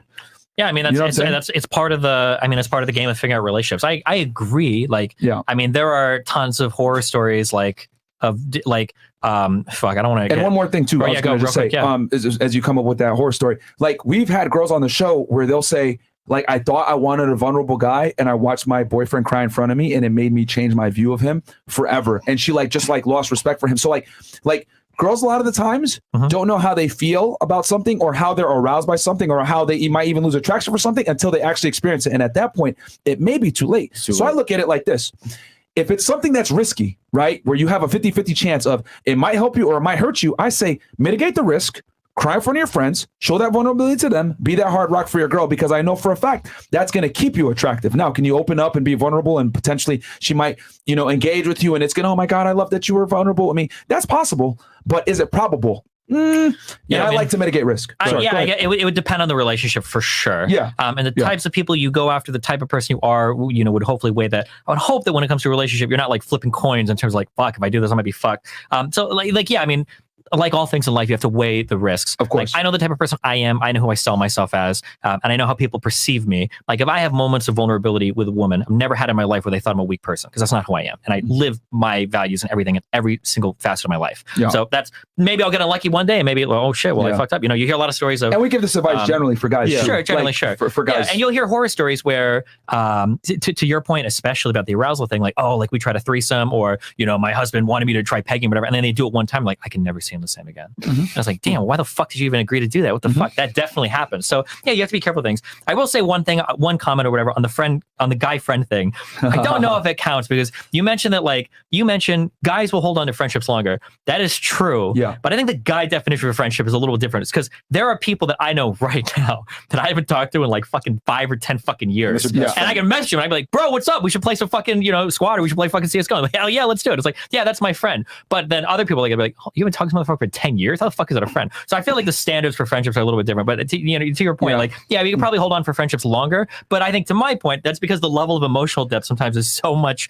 like more shallow that it's like, yeah, of course, that dude's my best friend. Like we used to play games all the time back in like 2008. But what would you prefer? Someone you could hit up 2 years later and say, you know what, bro, what's good? And pick up like you never left off, or someone else like playing a game with you, like back and forth, like, you know what, you're cool today, not cool tomorrow. I prefer somebody that could call 2 years later, yo, bro, how you been? Oh, good, bro. Let's chop it up. And it's funny because on our show, right, we've interviewed like what, 1,400 plus women on the show, almost 15. And we asked them around the table. We're like, who do you prefer as friends, men or women? And you know what's funny? 9 out of 10 times, what do they say? Men. Girls, even themselves, they don't want to be friends with girls because they know they're catty, they back talk, they're very like drama driven. So we're just saying, look, as a guy, for you, and even being vulnerable, if you're with a girl, right? And let's say, for example, she's not sure what she wants, and you have a chance of turning her off by being vulnerable. Why'd you do that to yourself? That's your girlfriend. But let's say you cry in front of her, you kind of like mess up, whatever, and say, you know what, damn, I thought you were strong. Or she may say, you know what, damn, you know what, I like that. But you never know. You're taking like a huge risk. Yeah, I mean, that's part. I mean, everything in a real relationship, there's a lot of moments of risk, right? Things could get fucked up. Why jeopardize yourself? Why? Well, I mean, because you might want that deeper connection with your partner. You might not want to feel like you have to be on guard, right? Like maybe you should have never had her, right? I'm an emotionally stable person. I have my shit together better than most other people I've ever met. If I show one moment of vulnerability to my partner and she leaves me, fuck that bitch. I'll find somebody else. Like, you're not going to find anybody like me. I know you're not. So if you think you can do better, then you're free to go out in the world and find something. I don't think it's about leaving you with that information. I think it's about using it against you when it comes into everybody uses everything against you. When it comes time to let's not talk about us in particular. Remember that, like, when we dispense this advice, we're saying in general, it's not a good idea or a good practice for guys to be vulnerable for their girl, because we know that a lot of girls are not going to respond favorably to emotional men. So I'll meet you halfway. Like, generally, don't do it. If you don't know, don't do it. Yeah. I'll meet you there. I'll meet you halfway. Yeah. If you don't know, don't do it. Sure. Yeah. Also, to that, not to be sexist, but hearing a bunch of girls say, I'd rather have guy friends. Yeah, no fucking shit. You want people that are trying to fuck you constantly that you have like on a fucking string. Yeah, of course you. But that's not because their guys are better friends. They like the that's attention. Because they like the attention. Yeah. Okay, that's a different thing. But I understand what you're saying. That, yeah, that's a good point. But that's a component. That's a component where like girls enjoy that because they get so many benefits. Like, I've always said it, like, as a guy, you get no benefits from being a platonic friend with a woman versus like when a woman is a platonic friend with you, she gets a lot of benefits. Security. She gets that masculine energy. She She gets that security. She has someone that's not going to necessarily judge her, that she doesn't have to compete with. She could look like a fucking scrub and be okay, versus when she meets up with her girlfriend, she's got to dress up well and have that silent battle of being attractive. So women are able to, how do I say this? They can be mediocre from a look standpoint, or be mediocre as far as like being engaging or anything like that, but they're around guys, so guys don't give a fuck. You know what I mean? A lot of guys will be happy just to be around a girl, especially if she's attractive, which is why if you look at like a lot of attractive women, they almost always have male, orbiters that just hang around and will be happy to be around her. And I think as a guy, you're selling yourself short. My analogy is like, a girl putting you in the friend zone is like you putting a girl in the sex only zone. If you hit some girl up, like you hit her up at 2 a.m., hey, come over and have sex, and then as soon as y'all fuck, you tell her, all right, get the fuck out of here. She will feel used. She'll be like, what the fuck? And even girls when a girl's like a smash buddy with a guy for some degree, she's gonna tolerate it for a while because she's like, I'm just giving this guy sex for nothing. Fuck that shit. But guys are so dumb. They'll sit there in the friend zone for decades and give away free attention and get used and not even understand their value. We had a girl come in the studio, right? Mm-hmm. Actually, you know her very well. And she had a guy for 20 years as a guy friend, right? And we say, let's do a test. Give him a phone call. See you're horny. Where are you at? So she calls the guy. Hey, love, I'm horny. Where you at? He's like, are you good? Are you drunk? He's like, yeah, I just want to be with you. Like, we've been friends for so long. And I feel like you're the right one. Whatever. You hear the car door close. He's already driving over. He's like, 5 minutes. He's like, where the fuck you at? He pulls up to the studio live on air and comes up here. Yeah.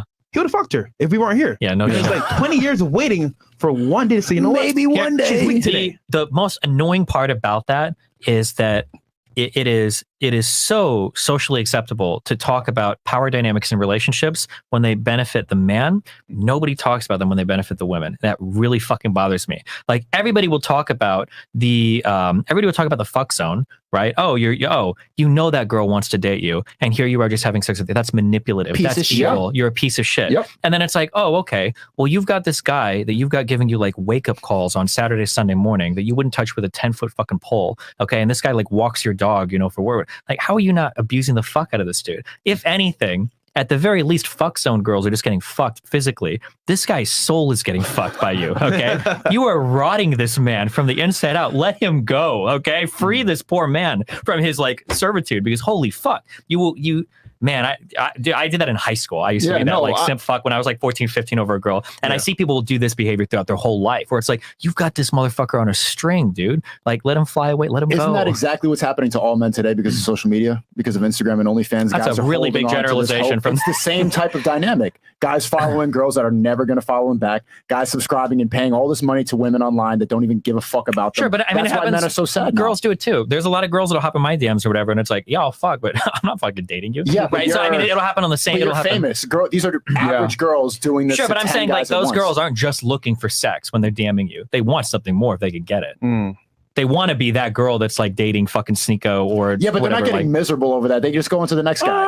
I've seen some girls. That exact dynamic. Somebody that has guys are sad. I can't fuck. Listen, it happens. Okay, girls will stalk guys and get fucking crazy over. I think the takeaway here is that the percentage of women that are manipulating guys and stringing them along is far greater than the men that even have the capability to string a woman along. So like the thing is that like female manipulation is 100% accepted. And a matter of fact, I'll say encouraged in today's society, women finessing guys, but it is not accepted on the other end. If a guy is able to have sex with a bunch of girls and be a playboy or whatever, he's almost always going to be demonized for that. But if a woman plays guys, etc., it's encouraged. I mean, we have sugar daddy, we have a sugar daddy culture openly where women say, this guy just pays my bills or whatever, and I may or may not fuck him on whatever it may be. But could you imagine if a guy went on air and said, I'm smashing these girls, but I'm not going to commit to any of them because they're all dumb hoes. Like versus like, like it'll never work. So and I like female manipulation is accepted and encouraged. It's really fucked up to say, and I know it bothers some people, but like I think that Bill Clinton fucking Monica Lewinsky or getting blown by her, that was wrong. He shouldn't have done it. He was in a position of power over her in terms of employment. But you can't tell me that this woman didn't have any power over the strongest motherfucking man in the world, the most important position in the world. He was able to compromise that office because of a fucking woman. You can't tell me that she doesn't have some power there. That's unreal, but nobody will ever acknowledge that end of the situation, right? Or these esports players that'll go after these fucking like 17-year-old girls or whatever when they're like 21, or people that'll like cheat on their significant others. Like, yeah, like these guys are in a position of power, they shouldn't do it, but you can't tell me there's no power there because these guys are risking a lot to do this stupid shit. They're risking their whole fucking life. Like even fucking Arnold Schwarzenegger Schwarzenegger is fucking his maid on her fucking bed. Well, you can't tell me there's no power there. That is power, okay? Yeah, and not only that, it's we demonize the men that like have sex with these girls, but we like don't put any accountability on the girls for like wanting a guy that's higher status than themselves. Like, let's keep it 1,000. The reason why a lot of those girls fucked Harvey Weinstein, or the girls that fucked that Arnold Schwarzenegger, or the reason that girl sucked Bill Clinton's dick back then in the 90s, is because women love a man that is superior to them. It's in their biology. So it's like, we don't hold women accountable for their carnal needs from the opposite gender, but we hold men accountable for it. And I look at it like, are they not two consenting adults? Sure. Like, what's going on here? Like, why do we not roast them for that stupidity as well? There has to be like, the conversation has to involve all the parties involved. Like, you can't just attack one end, because you're missing half the story. And then that's where the Red Pill or the Jordan Peterson and anybody else could come in like, well, if you're not going to tell the other half, this motherfucker is, and you can't be mad when people follow them, because you're not acknowledging what's actually going on. Of course, nobody's listening to what you're saying. As much as we make fun of Bill Cosby, right? Like, he had a chick, right, that literally like was able to file charges on him, and this bitch was buying him Christmas presents. Like, what the hell is going on here, man? Like, the Me Too era is like kind of stepped into a point where it's like, come on, dude. Like, I get it. You guys want to say believe all women, which is ridiculous in itself, because that assumes that women never lie, which they definitely do. They wear makeup, but that's a whole other story. But you're not.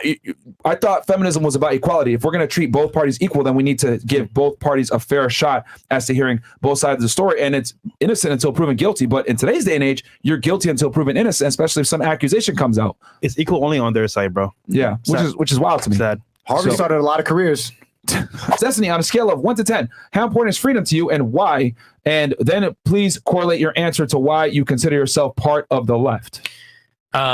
This is a hard one. I don't know how much you want to grab into this, but I don't think freedom is very important to many people at all. I think people like the idea of freedom, but there's an interesting book that was written on this called The Paradox of Choice. But the reality is, when you actually put more choices in front of people, they actually get more stressed out about picking the wrong thing. That's facts. They did that with ice cream. Yeah, with ice cream. With ice cream flavors. And you can even feel that, like, if you go to a restaurant and they give you a menu with like 50 things, that's some stressful shit. Like, fuck, I don't know if I want that. I don't want blah, blah, blah. Whereas you get like 3 items or whatever, you pick it. I think that people want to be able to pursue the things that make them happy. That doesn't always mean you need to be able to choose between 500 things. Sometimes it does, but not usually. I think people just want to be able to carve out paths in their life in ways that make them happy. You don't need the freedom to be able to choose, from 20 million different houses. Blah, blah. You need the freedom to be able to choose like the job that you want, or like to be able to have a family, or to raise kids, or that type of thing. So I don't think that having a ton of freedom is necessarily the most important thing, but you have to at least have to feel like you have the freedom to make the choices you want.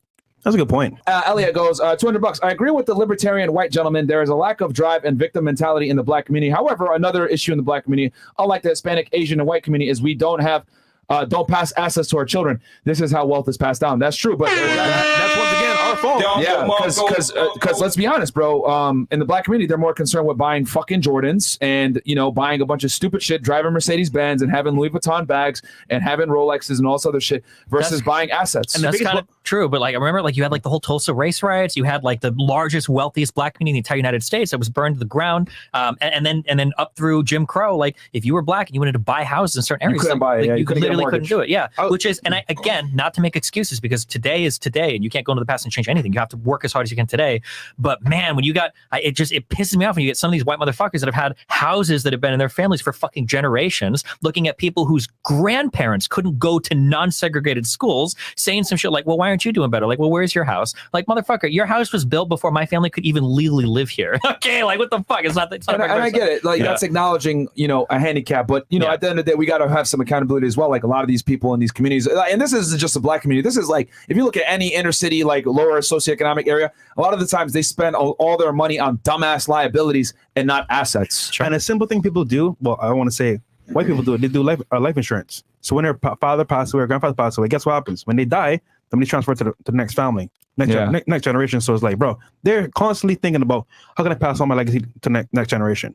A lot of the time, it's said, and it's true, that in a way, being poor is a mindset. As fucked as that is, like when you're poor, you make decisions that can make you poor. I live in New York. There was a lot of free money given out of the pandemic. The stimmy check, all the unemployment checks, that shit all went to rental cars and Amiris. And I mean, like if you work anywhere in traditional markets, the saddest time of the year is in fucking April. Because that's when the tax refunds come and you see how much people throw away on the dumbest fucking things. Absolutely. That's when everybody's getting a TV, everybody's buying huge dinners. Yeah. And I'm like, damn, guys, really? Yeah. That free money is not free. Lord Sneed goes, is the reason that Destiny is anti-RP because he says that there is nothing wrong with incest and lets his girlfriend, whom he financially supports, sleep with other men? Whoa, damn. Okay. Some big philosophical arguments. I am in an open relationship. I am an official. That's what I do. So you let your girl get a 6'4" NBA players, yeah, or NFL players, yeah. okay. I mean, everyone has their lifestyle. Yasu, love from Morocco, North Africa. Great content, guys. No offense to the guests, but his ideas are based on emotion. True. I don't think so. I think he's talking about in overall, maybe, because right now it's been pretty. I like that he looks at both sides though. That's pretty cool. Okay, Maverick S. I noticed that Destiny mixed up beta males and alpha males as the same character traits, especially when you mentioned about open up feelings. I think there's like a bad idea that in order to be a man, you have to like disregard, like femininity and masculinity should be balanced in every person, right? Like even in your hormones, like men produce some estrogen, women produce some testosterone. Like it's part of you that you should be able to, as a strong man, have some feminine traits, or as a strong woman, have some masculine traits. Like I think it's good to be balanced. I think when you shut off those things completely, because you think that like being a man means you have to be the most extreme, unemotional person ever, that's how you get people coming back from like fucking Vietnam or Iraq that are like PTSD'd out the fucking brain because they feel like they can't open up or talk to anybody about anything. I think that it is a weakness as a man to be unable to like address or handle or deal with your feelings in an open and honest manner. To not be able to do that and to feel like you've got to lock everything down and not process those things, I think that's a person that has a weakness that they need to address. Okay. I agree. I think the only thing is that you need to open it with other men that understand your struggle and your experience. That's another reason too why like I'm not a fan of opening up to women, because men and women live different existences, man. And I would argue in 2022, women have sympathy and not empathy. Yeah, they definitely have sympathy and not empathy because they don't understand the male experience. And not only do they not understand the male experience, they don't give a fuck about the male experience. They've come on this podcast and we've had discussions about this. Most women don't even know that like 1/3 of guys is either a virgin or hasn't had sex in the past year. Like women are grossly unaware about male struggles. And why should they know? Because at the end of the day, they have the privilege of the man approaches them regardless of how they behave. Like I've always said it, like the reason why like girls know how to respond to men, but they don't know what it takes to be attractive as a man to get the girl, because they're kind of on the receiving end. They just exist. Guys come to them. But with a guy, you need to not only be attractive in yourself and understand, but you need to know women to be able to attract them. You got to be a step ahead of them to be able to get laid. Any guy that has sex with a lot of women has a very strong knowledge and grasp of female nature. However, the most beautiful women, they'll be 21 and they don't understand men for shit, but they're still able to be around high value men simply because their youth and beauty opens doors for them without them necessarily having to perform. I think you overestimate the empathy that women have in general. No. I will acknowledge that you can hear women say some real dumb shit, some hilariously You'll stupid hear shit. it tonight. When you, like if you tell a woman like, hey, you should try approaching a guy, and I've heard women say this multiple times, like, why would I approach a guy and say no? Do you know how horrible that would be to get shot down? It's like, yeah, of course, I'm a guy. I know how horrible it is to get shot down. What the fuck do you mean? That's our everyday existence, depending on what kind of dating market you're in. But I will say on the flip side too, guys are wholly fucking brain dead when it comes to understanding some of the fears or struggles that women have sometimes too. Really? Like, guys will say stupid shit like, oh, like I'm meeting her for a date. Why can't I just pick you up from your house? Like, why can't you just come back to my place or whatever? It's like, bro, you weigh 80 pounds heavier than this woman. You could fucking rape and murder this bitch in an instant if you wanted to. This bitch? Like, this lovely young lady, right? This queen, okay? Yes. Thank you, Destiny. Yeah, but like there are guys that have no concept of like the fear of like, you know, why won't you go to the bathroom and leave your drink in front of me? Like I don't even know why that would be a problem as a guy. Like a lot of guys have no idea all of the random shit that women have to kind of navigate in the dating markets too. So I agree that like women definitely lack empathy when it comes to male struggle and male experience a lot. That is absolutely fucking true. And they'll say some dumb shit, but I hear guys say a lot of really fucking stupid shit too. But here's my point though. Yeah. Here's my point. For a man to attract a woman, he must understand women to a degree. Any guy that's good with girls understands women very strongly, better than they understand themselves, I would argue. However, with women, they don't have to understand men to attract them. They have to understand men to keep them, but not to attract them. So I'll disagree and agree with you at the same time. Okay. I don't think it's a man or woman thing. I think a chaser needs to understand a little bit better than the pursued person, than the chasee. And usually men are the chasers. The pursuer needs to understand the pursuee versus. Usually the men are the usually the men are the chasers. So in that case, it's probably going to be the case that the chaser needs to have a better understanding of the situation for sure. Because if I'm like hooking up with a girl for the first time, I have to think about everything that I want and everything that I need. But I have to know everything that's going on in her head too. Yes. I need to make sure you feel safe, you feel happy, you're having a good time. It's not, and I've got to get ahead of these things because I can't ask you like, do you feel safe right now? Because I'm gonna look like a fucking creep. Right? So it has to be planned out really meticulously. And you're kind of like, I hate to say it, but like It's almost like a parent-child. Like, I'm here and we're having a good time, but I'm taking care of you and myself at the same time. Well, I'm trying to fuck you at the same time too. That's a hard role to play as a man sometimes. Yeah, and the woman's just along for the ride. Like, I hope you don't fuck up so we can have sex by the end of the night. It's like, I'm trying. That's what I mean when I say like women really don't understand what it takes to be attractive as a man, because the thing is that it's like sales, right? So like with sales, you have a sales script to handle objections before the objection even comes up. So like as a guy, let's say you're setting up a first date where you're cleaning up your place, you're having it be pristine in a certain way so that if you do bring her back, she feels comfortable to take her clothes off. A lot of the times, if you fail to prepare, you're preparing to fail. You got to have a plan with the date, taking her certain places, have ambience set up, whatever. But the woman is unaware of all the works it takes for you as a man to be attractive to that woman. And I've always said, right, the gazelle doesn't understand the perils that the lion has to go through to be able to hunt it. It just knows, oh, lion, and runs. Versus the lion has to study its prey, has to see them when it drinks at the water, and it can even see when it birds a calf, so it can chase the calf because the calf is the weaker one. So men have to understand women to a deep level to be good to have sex with them. However, women don't have to understand men to attract them. I would argue women only need to understand men when they want a relationship and keeping the guy. Sure. And I think that's a privilege that only women get to experience, which is why my argument always is, especially when it comes to dating. I mean, other things, it is what it is. But when it comes to like intersexual dynamics, women lack empathy. They don't understand the male experience whatsoever. However, men, at least the ones that are good with women, definitely understand the female experience because they have to overcome those objections when they come their way inevitably when they're on a date. Now, most guys, I agree with you, are retarded and don't have these skills, which is why dating content, self-improvement content, etc., dealing with women, understanding female nature, it's exploded over the past couple of years because guys aren't getting laid. A byproduct that is like, okay, I have a problem here. I need to fix this problem. How do I figure it out? Then they watch content like this. They're like, whoa, okay. Now they're able to connect the dots on why girls might have flaked on them, why girls didn't want to fuck them, etc. Because now they're realizing, wait, like you're telling me that girls are different? Yes, my friend, society's been lying to you. Girls are extremely different, and you need to be able to know what the fuck you're doing so that when that objection comes up, you already got it handled. And then you've got like the additional problem where like if you ask a woman what women want, she won't tell you what women want. She'll tell you what she wants, and she might not even know what she fucking wants. So it's like, that's a hard conversation. Sometimes it's better to ask. I'll take it a step further. Let's have fun with this. Like I said this earlier, that women don't know what they want, right?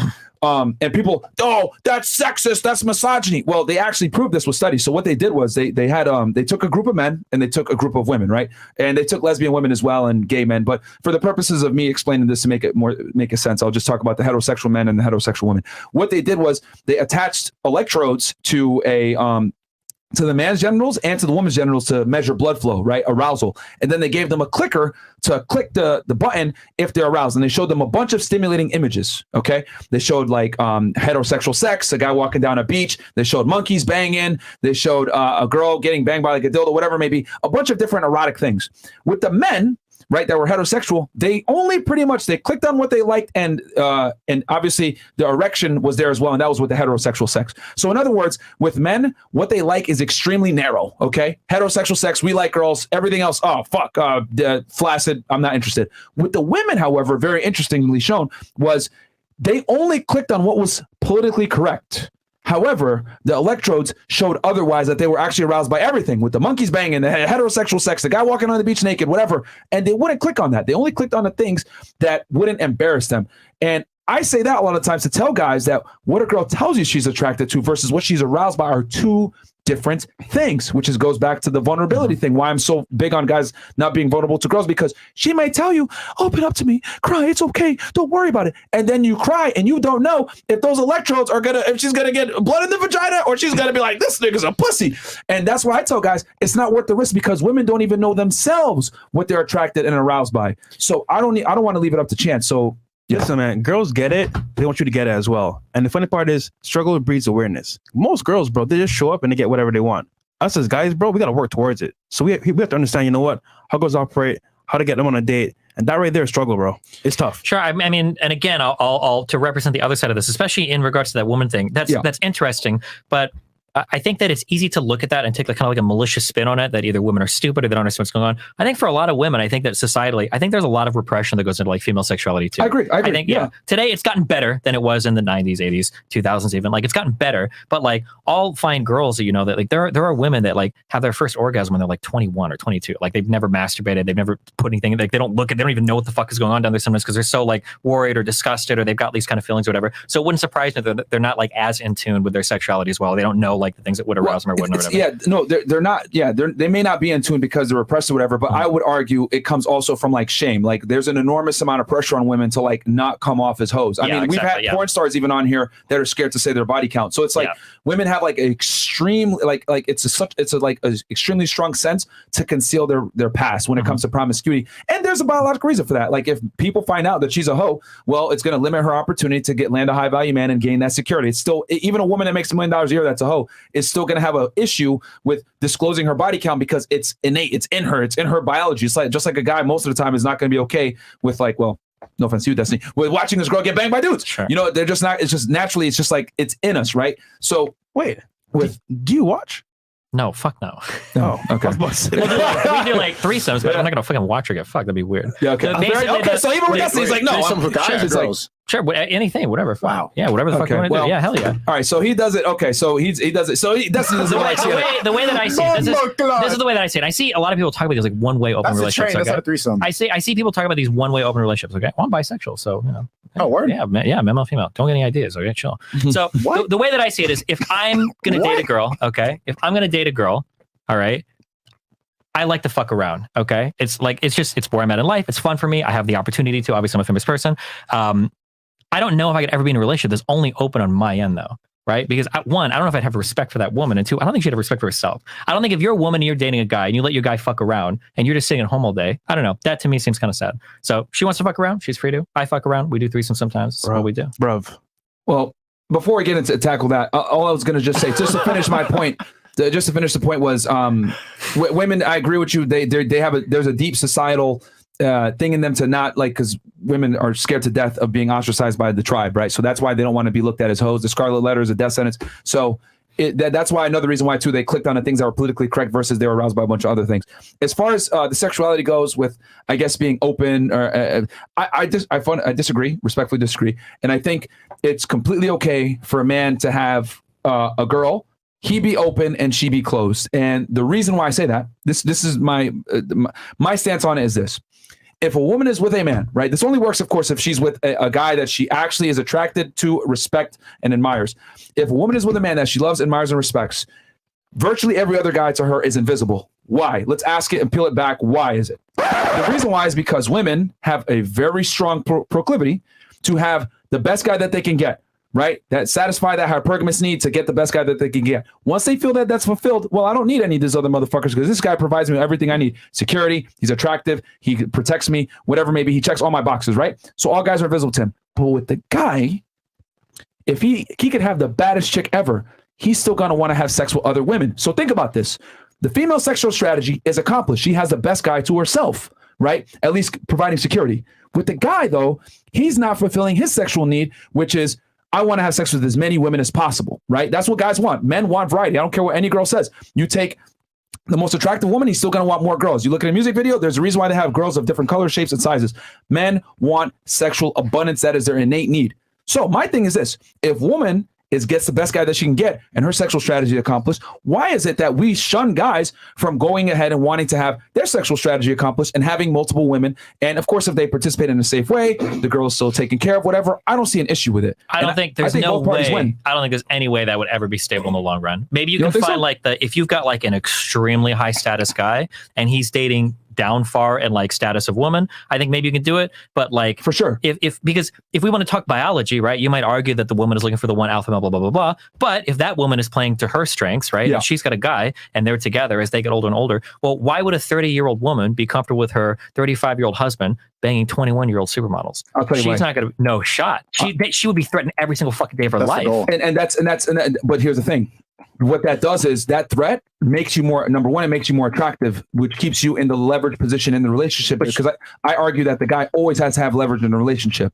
That's the only way that women actually stay but loyal. the problem is if in these types, if we're going to talk about the really big like Evo psych sexual dynamics, Sure. the woman, if I don't believe this, but if we go to that area, the woman has lost the ability to compete once she's 29, 30 years old. She's done. Fair enough. So like, why would that woman ever be okay with her husband fucking women that are younger than her that she will never be able to compete against? Yeah. Okay. What do we got? It's on the woman to have a child with that man. That is the key. She needs to give him children because at that point, now he understands I have a kid with this woman. I must now deal with. Obviously, this is the mother of my children. This is why it's so important for a guy, for the man to be on his shit, and the girl pick the right guy that's on his shit. Because if she has kids with him, there ain't going back. That's her insurance policy. There is. One, we have more broken families in the United States than at any point in fucking history of the U.S. So guys can leave, and then two, depending on the type of girl you run into, the money. Destiny, men only initiate about 20% of the divorces. It's the women. There's a reason why the phrase. We're not talking about divorces, though. We're talking about fatherless children. You don't have to be married to have a child. And I'm willing to bet that if we look at, like, say, black communities where there's a lot of fatherless children, I doubt these people were married before they had kids, right? It's easy for the father to walk away, and a lot of times not even pay fucking child support. No, and that's a good point. But that's why it's incumbent upon the woman to, number one, lock that security down, and then number two, have children with that man. Because and again, me giving this advice to women is obviously going to put men in a more vulnerable position. When you give advice to one gender, you inevitably put the other one in a bad position. But my thing is, if you marry the man and you have children with that man, he's going to be far more likely to provide you that security while simultaneously you can fuck other girls. And I think also it's on the, like, my thing is the performance goes on the woman when it comes to having the relationship. It's her job to keep the guy and add value to his life even as she gets older. Okay, she can do that, but how can she add that value if you guys are saying things like you don't necessarily support like the girl bossing, you don't necessarily support them like being the more masculine relationship? Like, aside from being young and hot, like, what is the value in your world? I'm curious, like, in your world, what is the value that a 30-year-old woman can add to the relationship besides already having had a kid? Spiritual balance. So for me, I won't say, because I'm taking myself out of the conversation, but what I'm saying in general, when I say you, I just mean your ideology, not for you. So in general, like, what I always tell girls, right, when I give them advice and they ask this, how do I keep a guy that I like or whatever, especially in a situation where you have a variable of like other women? Well, you need to become an indispensable component in that man's toolkit.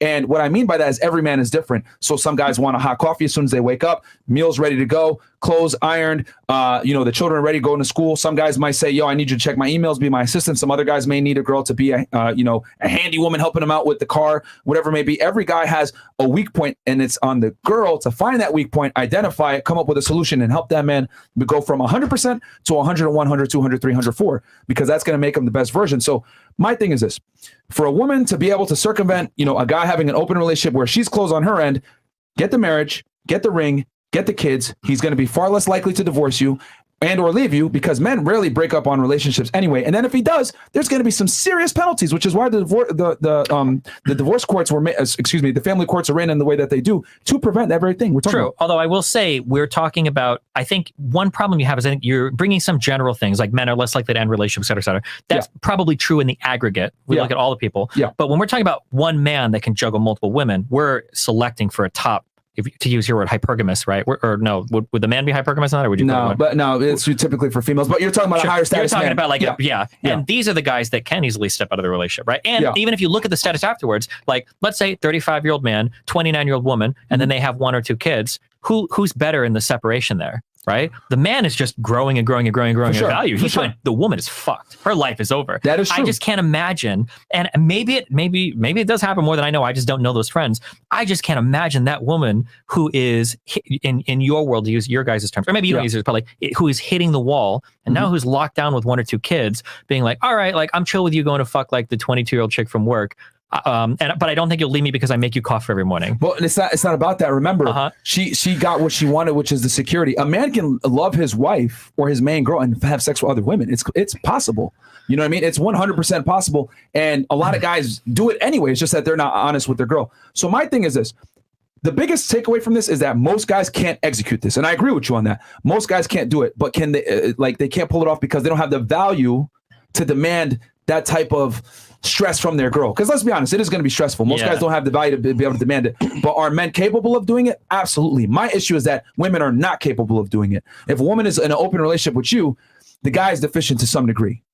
Okay, I'll agree to disagree on you, because I think we're going to circle the drain on this one. But yeah. I mean, that's how I look at it. Like, because when we've interviewed girls, like, when we say, hey, like, you know, when you're with a guy that you like really admire and respect, they're like, what are your thoughts? Oh yeah, I don't see anybody else. Like he's my guy. But with a guy, you know, you could be full, but you're always going to look at the menu. Like men are always going to look to other women. Man, but I mean, earlier we just acknowledged women are on some crazy shit when it comes to societal pressure and the answers given that they think they need to give. I don't know if I buy that. They're like, oh yeah, that's my man. I don't look at any other person. Bullshit. I don't think that's true. I mean, I'll meet you and I'll say that like you're not going to have sex generally, with dudes. yeah, generally sex is like a more emotional experience, usually for women. I think if I'm 35 fucking the 22-year-old and my wife wants to go fuck other people, it's a reaction. It's out of jealousy. It's not a natural desire. But I mean, women can feel the same way about men.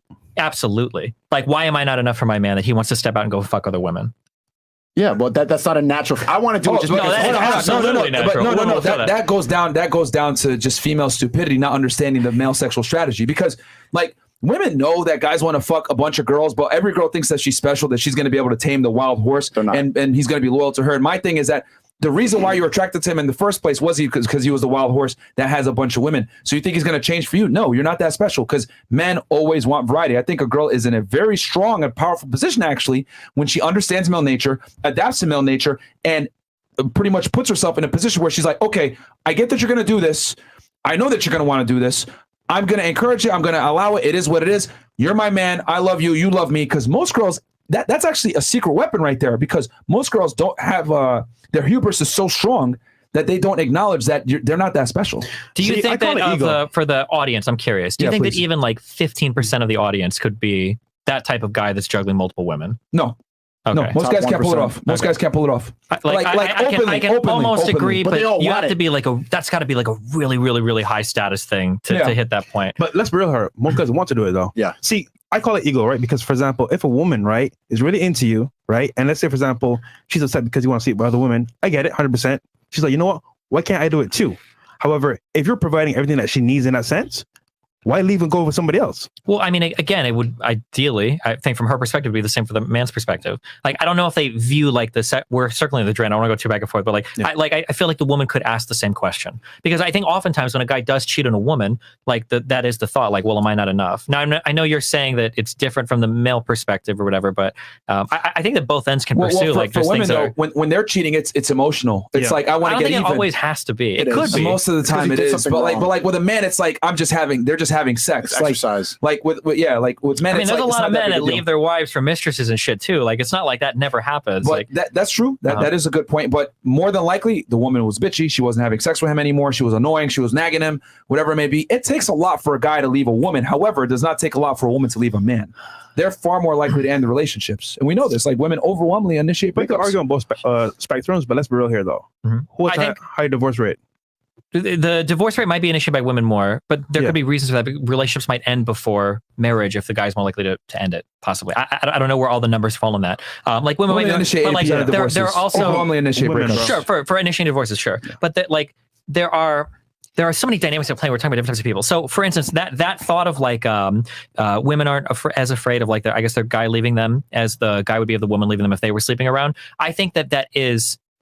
Wait, say it one more time, just so I can follow. Yeah, if a guy has his woman and she's sleeping around, he's afraid of her leaving him. But if he's sleeping around, she shouldn't be afraid of him leaving her. I don't think he's afraid of her leaving him. It's more about like men have a very strong need to ensure that the child is there. So like that's why men are so disgusted by women that are promiscuous, because like, you know, we got to go back in time, right? Like if we go back through history, like paternity test is something that's relatively new in the past couple of decades. So the only way guys were able to ensure that the child was theirs was they would marry a virgin. That's why virgins are so high value. It's because it's the only way that a guy can like know, okay, this kid is definitely mine and she didn't cheat on me. Yeah. So with guys, it's like if a woman is looking at that biologically too, she's not going to want a guy that fucks around, because a guy that's fucking around is going to be able to take care of 15, 20 kids. But here's the thing. She knows that the kid is hers at least. Yeah, but he's not going to have the resources to provide for a whole fucking village of children that he's fathered, this is why, hold on. That's why hypergamy is so strong. Yeah. That's why women pick the best guys. Because she knows, like, it's since the beginning of time, like the strongest men that have had the most resources always had harems of women, because women understood my security overrides my emotions and my female hubris that I think I'm special. It's only in modern day times really that women think that they're equal to a man and they should have a high value man to themselves. Since forever, women have had the uncomfortable truth of understanding, if I'm with a high value guy, there's a bunch of other women that are also going to want that security from that guy. I'm just going to have to acknowledge that I'm a part of this family. So with women, they're not going to fuck a guy unless he's a winner in the first place because pregnancy is a high investment for her. Destiny. Yeah, I understand real quick. I understand what you're saying from certain evolutionary strategies. Yeah. I just, in one sense, I don't always see it playing out that way today in terms of if we're talking for ultra high value men, right? Sure. That this might be something that like top 2%, top 1% of men could do, where you're juggling essentially like a harem of women. I can agree with that. Sure. But there are so many other circumstances where if you're a woman and you've got a guy, like him stepping out is going to be the most frightful fucking experience of your life. Maybe 30 years ago, maybe one guy could provide resources for a whole group of people, which I don't even think ever actually happened. You probably always have like groups of like men and women. It's not just going to be one guy that has all the kids, right? Otherwise, why would the other men be invested in even taking care of that household? Well, no. I mean, that's how it's been. Like one guy with like 19 women and all their kids. Like so Mad historically speaking, like since the beginning of time, like one man is procreated for every 17 women. Yeah. So what does that mean? That tells you that like the women were concentrating on a very small minority men. A small minority men were having sex with the majority of the women because women are hypergamous by nature and pick the best guys. And what's the evolutionary strategy for the men that stuck with the tribes? They just didn't procreate. Yeah, but then how are they not just like gone? Why wouldn't they just leave? Because you make their own tribe, strengthen the tribes. Like, yeah, you know but what I mean? From a genetic point of view, that's not a winning strategy. It isn't, but like that's why the dominance hierarchies are. That's why men operate on hierarchies. Like there's always winners and losers. The top guys got all the girls, and then the other guys were turned into eunuchs or whatever it may be. And they like, okay, you can go ahead and go off on your own, bro. But we got the chicks here, and we're gonna go hunt without you. So you don't need women are valuable. Men are not. Men are expendable commodities. Like if you have a couple of guys, you can make some shit happen. But if you don't have a couple of women, you guys are fucking dead. So I think that's why like women are almost always protected in society. Even today's day and age, they say children are women first because they're the future of the generation. So with men, you only need a couple. One guy can impregnate 100 women, but if you have 100 men and one woman, we're fucked. You know. Destiny, how would you feel? This is a hypothetical, right? Let's say your wife or your girl, right, went out, you know, had maybe like a sexual affair or whatever, and she got pregnant. She came home to you, right, and said, "Hey, babe, I'm pregnant." You think it's raising yours. that kid? You take care of the kid for like, let's say like 10, 15 years. Wait, why the fuck would I do that without a paternity test? Hold on. Yeah. I'm saying you believe her, right? Let's say you find out it's not your kid after like 10 years. What would you do? How would you feel? I feel pretty dumb for not getting a paternity test. That's what guys feel. If I know my girl's going to be out there doing I don't think we make decisions like that right now. Like we have the ability to avoid pregnancies and to check like really what would happen if she came when she was pregnant. It's like, well, we're flying to fucking California, we're getting an abortion. Like that's what we're gonna do. Neither of us want a kid right now. That's the real thing of what's happening, right? But like I understand. I guess I feel like there's not an acknowledgement on the other side. Like I understand what you're saying here, and that there might be some reproductive strategy in the guy. But this is like I don't know why a woman would ever try to lock down a promiscuous male with children when that guy might meet a younger, hotter woman and just step the fuck out on you, and then he's gone. And now she's burdened with having to provide for that child because there's no guarantee she's getting child support. If they're not married, she's not getting alimony. If there's a prenup, she might be fucked, right? Not only is she now burdened with those children, you know, God bless them, that sounds mean, but she has to deal with that. Her future is fucked because being a single mom is now you're fucked on so many different dating markets compared to single dads are honestly have it better than a single mom who's like completely fucked. So like if we're just going by like what is like the best like reproductive strategy or whatever, I don't think a woman should ever be selecting for a promiscuous male. Like even if you could go for like that top 1% guy, I think you'd rather get like a top 40% guy that you know is not going to be sleeping around or cheating on you or looking to upgrade the second he can to another woman and then leave you high and dry with two kids and now you're 33 and fucked. That sounds logical. That sounds great. No, that's not logical. That would just be biology. But here's the thing: like their biology doesn't allow them to do that. Exactly. They always. The thing is that like even though on paper it's terrible for a woman to pick a promiscuous guy, and I agree with you, it's a very stupid thing to do. But the thing is that promiscuous guy that has all the girls is inherently attractive, and attraction is not a choice. Women respond very favorably to guys that can get other women, and they respond. Think about it. Fuckboys, assholes, dickheads, Dan Bilzerian, Hugh Hefner, Andrew Tate, as people want to say nowadays, his brother Tristan. These guys are all playboys. They have these misogynistic, toxic traits, but women love it. Why? Because it shows women are attracted to men that don't give a fuck about them. So I get what you're saying. They should select for the more average guy that's going to be loyal to ensure their security, but they don't. Do you think there's a difference between sexual selection and relationship selection? Because I would agree that women will fuck with fuckboys for sure, but getting with them in a long-term relationship, unless it's like a rich guy. If they can tie them down, they definitely will try but how can you tie them down? It can't be with a kid. Guys are stepping on kids all the time. Well, okay, are we talking about today or are we talking about in the past? Like today. I can understand a woman being attracted to a promiscuous guy because, I mean, if he is promiscuous, it's because he's already accomplished like a certain amount. Yeah, right? We can agree with that. For sure. But to try to go after that guy just seems like such a bad reproductive strategy. Like, having sex with him, yes, but a relationship, unless he's already like really high status in some other way. Like you mentioned, like Hugh Hefner and stuff. These people might be fuckboys, but they're not just fuckboys. They're successful too, right? These people are wealthy people. They have some resources. I can understand like that attraction there. But I feel like I know girls that will look at a guy and be like, I would fuck that dude. No fucking way would I ever date that guy though. I wouldn't trust like having a kid with that guy. The thing is that they fuck that guy and then they hope for something more. They realize this guy's not going to commit. Okay, fuck it. And then what happens is they fuck those guys in their peak years, in their 20s, right? We call it riding a cock carousel, right? On this side of the internet. And then they hit their 30s, and then next thing you know, it's like, fuck, where'd all the good guys go? And then that's when they settle with a guy that might be a little less attractive. That's when they start to concede, depending on the girl's own value, or they don't. They say, fuck it, I'm going to stay single. So, and then they end up not being satisfied anyway because the guy's a pussy. But the very things that create that security that she is attracted to are the very same things that makes her lose arousal for that man.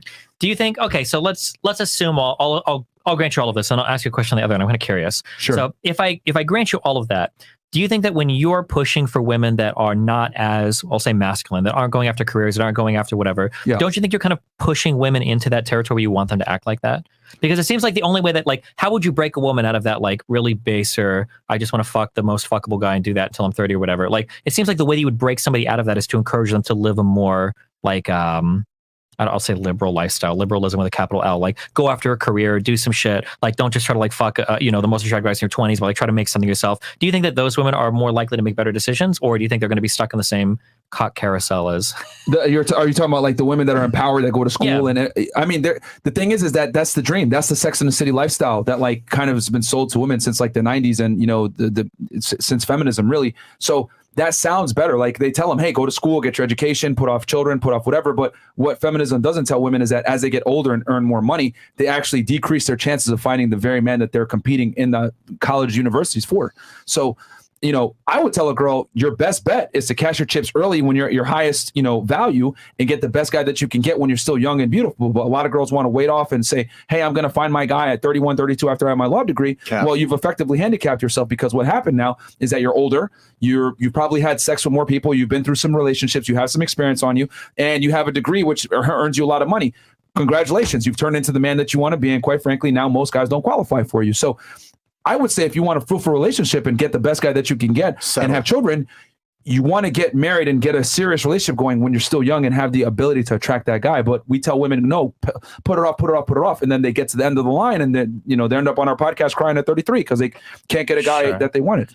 Okay, I'll do this last time. I'll give you the final word story because I know we're struggling. It feels like if you set a woman up for that, if you tell a woman that like in your early 20s you need to find a guy who is the highest value you can get at early 20s, because that's the highest. I think the average dating age is like 24 female, 30 male. I think is like these are like consider your peak years, right? Yes. That if you aim for that and you go after a guy that's like that, then you're going after the type of guy that's always going to be looking for women like that. That like if you are advertising yourself at your peak reproductive years or whatever. Hopefully, when you start dating that guy, hopefully you can lock him down with a kid as soon as possible, which there's a whole host of relationship problems there that we don't have to get into. But like, hopefully you get that as soon as possible, within a year, I guess, of dating. But now you've selected for the exact type of man who's looking for that optimal reproductive age woman. And it feels like that strategy is always going to keep both ends like fucking fantastic point. Other. That's why I tell women, if you want to be with a winner, understand that you have to share him. That's an uncomfortable truth that I tell women all the time is that if you're going to be with a winner, guess what? Every other girl wants that very guy and there's not enough for them to go around. High value men or beautiful women are common. And I think that's an issue that a lot of modern day women have where they think we tell women all the time, they're special, they're beautiful, they deserve the best, etc. The reality is no.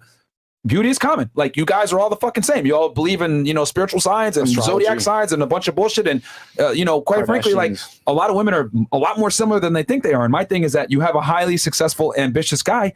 That's rare to come by. You're not going to have them to yourself. Get your fucking ego out the side. Understand that you need to be the number one chick and the other girls are going to be side chicks. And you do that by adding value, having a kid with him, getting him to commit to you. And then bam, now you have some insurance policies in place where he's going to be punished for leaving you. Okay, gave you the last one because we'll just go back and forth. So I mean, it's fine. Yeah. I think it's a good discussion. I think we agreed on that a lot more than there's a lot of like descriptive parts that I'll agree on, right? Like I know like the average like optimal attractive ages or whatever, like the 24 female, 30 for male. I guess I just get worried sometimes that when we send people down those roads, you're committing them to in my opinion, what is kind of like an unsatisfactory life. That like ideally we are selecting each other for more than just like optimal male fucking achievement and optimal female fucking youth and beauty. But that's the end that goal. I would hope. That's the ultimate goal. I don't think so. That's not the most fulfilling goal. That might be like in the most base or biological sense, like the way that we like kind of ooga booga relate to each other. But I think that we can push people a little bit more to like go after a little bit more in life in terms of like relationships, rather than like I'm trying to find like the tightest fucking 24-year-old pussy that will have my children as quick as possible. I'll give you this, Destiny. So what you mentioned, I would consider those auxiliary benefits, but the primary benefits are what you described: the youth and beauty versus the man's security and status, and then everything after that is like auxiliary. Like think of it as like extra credit.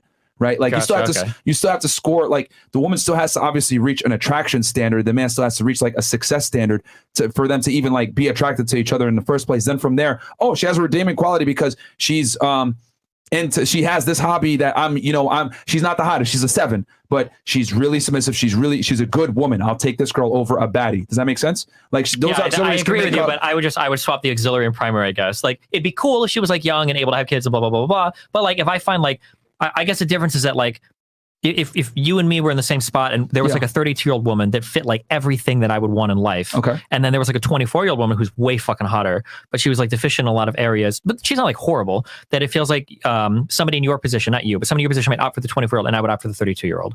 I guess that's the difference in. I mean, I guess it depends also on your goals. Are you like trying to find a family or something like that? Well, or like a partner to share my life with, not just like the optimal reproductive strategy. That might involve kids, it might not. But you find fulfillment more in relationships than we do for the most part. Like we can be happy without the long-term life commitment. My wife, it's easier to be happy without that. But you're looking for like a life commitment. Yeah, I mean, if I'm in a relationship, I want it to be somebody. But then I also that's kind of like the more like looking at the girl boss. Like he's doing both. Yeah, I guess. Like, I mean, he's a man. Like, strategy is a little bit different. Yeah, and I acknowledge I don't recommend my lifestyle for anybody because there's a whole bunch of complications that arise from anything that involves more than 2 people. Even 2 people are really complicated. Yeah. But I feel like if I'm in a relationship, I want there to be some equal footing, and the auxiliary stuff is really important to me. I mean, I can understand the differences. So the other thing too is that like most guys are not going to be okay with their girl being open. Yeah, of like, course, at all. Bro. So, but I'd also say most women are not going to be okay with their man being open. Hold on, he's got to be a winner first. That's my requirement. The guy should be a winner. But if you're gonna say that like, well, actually, if it's a top 1% man, that's fine. I would argue the same for the women too. If you're a random fucking schmuck and you're dating Beyonce, but she gets to fuck other guys, you're probably like, okay, fuck it. She won't even date a regular guy. That's the point. No, I know, but I'm saying that like, I understand that wouldn't be the case, but they would be okay with it. That's the checks and balances because a woman's not going to date a loser, but but a man will definitely date a loser that's a winner. That's what I'm trying to say. A man will date a loser that's a winner. What do you mean by that? No, I'm sorry. Like your example that you made, like Beyonce's with a guy that's like a winner. She's the top 1% in that eye. Like she wouldn't even look at that loser guy is what I'm trying to say. Like women only date a bare minimum across hierarchies or above. So like it's far more likely that the guy's going to be with a loser ass chick. Versus, it depends versus a woman that's a winner with a loser. It's just not gonna happen. I don't think she's really a loser ass chick. I think that as an example, I'm saying he'll date a girl that's like not 1%. Does that make sense? No, I think he will date a 1% girl, but the percentages are different because I noticed something where people talk about like men dating up or down, but I think that when you rate women on a different scale, you're still dating up. So like, for instance, like I might date somebody that is like, oh, this girl, she has no money. She's whatever, she nothing special, whatever. But she's a fucking 10. She's the hottest fucking girl in the world. And I think some people analyze the situation like, oh, well, look, the guy's dating down, but it's because he's shot. Well, no, I'm not dating down at all. My equal, what I'm looking for, not me, but somebody in my situation, I'm looking for somebody that's really fucking hot. This is a top 1% girl because she's fucking hot, right? So I think when we talk about like dating up or down, I think you have to account for the different things that people are. I agree. But what I'm saying is that like a really hot girl, a lot of the times is not going to be with a bum. Or if she is, it's going to be temporary. But a really accomplished man is not going to be with a homely average girl. It's going to be like, you don't see these guys that are 35 dating like average 35-year-olds. These top 1% men, right? They're going to be with like top 1% women, but they're top 1% in terms of looks. Yeah, but I was just going off your example with Beyonce being with a loser. Sure. I was saying like a woman that's like that status level is not going to date down. But a man that's at that status level, like a Jay-Z will date a no-name chick, but Beyonce is not going to date a no-name man. Okay. Does that make sense? I don't know if that's true or not, but I don't know if I could even begin. Beyonce dating no-name guy, bro. Come on. Do you think somebody like Jay-Z's dating a no-name girl? He's cheated on her with a bunch of random chicks. Cheated is different. Fucked a girl is different than dated a girl. That's what I'm saying, though. Wait, I don't know what you're saying. Fucked a girl is different than dating a girl. I think a high guy will fuck anything, of course, but dating, I think he's going to be looking for somebody that's matching the class of like characteristics that he's looking for. Unless there's like a really special circumstance, like they knew each other since high school or some shit. I mean, there's top 1% men are not dating J. like Cole girls. and Kendrick are married to average ass girls. We don't even know their names. Yeah, but I would have to Nicolas know Cage is married to a waitress. Like, I would have to know the circumstances because sometimes this will pop up and it's like, oh, okay, well, damn, that's really crazy. How did that happen? Oh, they've known each other since high school. Oh, they were like family. Leo dates a bunch of like no-name girls. Wait, no, he dates young and hot fucking girls. But they're nobodies. But the young and hot, famous. that's what he's valued. But he's not looking for him because remember the fame you're part. talking about career. The fame part. Yeah, because you're using career with Beyonce. That's why we're. Well, I'm sorry. We got confused on that one. That's what it is. Thinking, because men are valuing women for their looks here, and women are valuing men for their accomplishments here, right? Yes. So a really, really hot woman is a top 1% woman. A really, really accomplished man is a top 1% man. Agreed. And I think these are the hierarchies that people, right? Like, it sounds mean to say, but like really unaccomplished men are going after not as hot women, right? They're like lower on the totem pole, but they're still like kind of matching. But a really, really accomplished man is not going after an unaccomplished woman. She is, but he's going after a really hot woman. And in that case, the hierarchies I think are generally matching. But no, I agree. It's like different value that they bring to each other. I think we just got confused off the Beyonce thing. Sure. Okay. That's where the confusion came from. Gotcha. Never mind. Go to the next one. Sorry, you were gonna say something? Well, so I guess to make it a more understandable example, if you've got like a fugly kind of dude who's like fucking whatever, a normal dude, and he somehow manages like some top 1% insanely fucking hot girl, and she's like, I'll date you, dude, but like I get to fuck other guys. I think a lot of fugly guys should be like, you know what, fuck it, dude. As long as I get to fuck you, I don't care. I think there are guys that would go for that arrangement, especially guys that are fucking virgins or whatever. I think they would. It would suck a little bit, but it would suck a little bit in the same way that like that girl who has to let her husband be open because he's a top 1% male would kind of suck for her. I think they do it. I think they guess what? The respect isn't there. And that makes for a doomed relationship because if that happens in that dynamic, I get it. Yeah, he might love because he's lower value per se, but does she respect him? Probably not. Maybe, but I mean, I don't want to go all the way up, but I would argue that there's a lack of respect on any one-ended open relationship. I would say the man doesn't respect the woman in that case because you don't need to chase pussy your whole life. You know your relationship would be more stable if you could commit, and that if you're not both going to be open, it's just you know it'd be more stable if you'd commit. You know there's less a risk of you running out. You know there's less a risk of you knocking somebody else up. So like if there's an equal amount of respect there from the man and the man should be able to commit to the woman. In my experience, I think he's respecting her by being honest about what he wants. But what does he want more? Does he want to chase pussy or does he want to build a strong relationship with a woman? But let's be real though, right? Men want to fuck other women, so it's gonna happen regardless. Yeah, but men want to shoot up heroin. Men want to drink and drive. You don't have to chase every single vice you have, right? Just giving the description that like men want to do a thing. I mean, men have that's not the justification. That's their innate sexual strategy, it's like heroin and having sex. It's gonna happen, bro. Yeah, heroin can feel pretty innate if you've done it a few times. I mean, like there are guys. There are people that go through their whole life and only fuck one woman, or there are people that get married and they don't step out on their wives. Like you should be able to control it. But here's the thing: like most guys fuck only one girl or get into committed relationships because they don't really have a choice. If I left a guy to his own devices and told him, listen, you can have your main chick while simultaneously being able to fuck bad bitches without your girl getting mad at you, every guy's going to take the latter. For sure. So that's always going to lead to more problems in the relationship. Okay, let's flip it around. Let's flip it around. Now let's take a girl. Tell her, yo, you got your dream guy, but you can also go ahead and fuck a bunch of guys. That girl's going to say, no fucking thank you. I'm not a slut. That's the key. Sure, but is that the biological reproductive strategy, or is she worried about the blowback from the relationship? If there truly were no consequences, that's a reproductive strategy. I don't know. Women are not hardwired. Women are not hardwired to be promiscuous if they're with their guy. Most of the time, girls are promiscuous as a necessity because it's like, okay, this guy has money, so I got to fuck with him to get because he has money. This guy's actually attractive and in good shape, or I'm going to fuck with him to get like my nut off. This guy is a really good talker and he connects with me emotionally, whatever. So a lot of times when girls have guys in rosters, each guy is completing some kind of compartmentalization in her sexual strategy. But ideally, she would like to get a guy that has all these components, only have sex with him. Now she's secured. Now she's secured and she accomplished her sexual strategy. Now ask her, do you want to fuck other dudes? She's going to say a resounding no because girls don't want to be hoes. But you ask the guy, he has a bad bitch. Yo, that girl gives you everything you need. You have kids with her. She's a fantastic mother. Do you want to fuck other girls? And it's not going to affect you. He's going to say yes. And that's the key difference. Basically, you think men and women are equal. I think in terms of sexual pursuing, I think that women tend to be a bit more emotionally connected to sex. But I think if you get like a really sexually liberalized woman, I think she wants to fuck. But you want an equal relationship overall. You don't want to lead. You want to have an equal partner. I mean, like it's not going to be equal in all ends, but for the most part, I want somebody that feels more like a partner than like a servant to me. That's where we disagree. Sure, which is fair. But okay, interesting conversation. Yeah, I guess no, it was good. Definitely good conversation. I'll hit these chats real quick because we got the girls are here. Yep. Oh shit. Okay. All right. We got Destiny. Isn't that a girl? These niggas, bro. Is that a girl's name? And then we got here Maverick S. All the way from the Philippines goes. Destiny. Speaking about emotional balance, how you emotionally balance your open relationship as a good thing. I want to learn from you. Okay, $50 from Adi Lag. Just to reiterate, I don't recommend my relationship style for anybody. I wouldn't recommend any type of open relationship for anybody. No. Yeah, if you can find any, even the one-ended or whatever, if you could find a way to make it work, then more power to you. But like, it's so much additional drama juggling it. There's like a lot. I think you have an X factor that like helps you significantly versus like a regular guy. You know, I think. I mean, we don't have to, because I think that's a whole other conversation.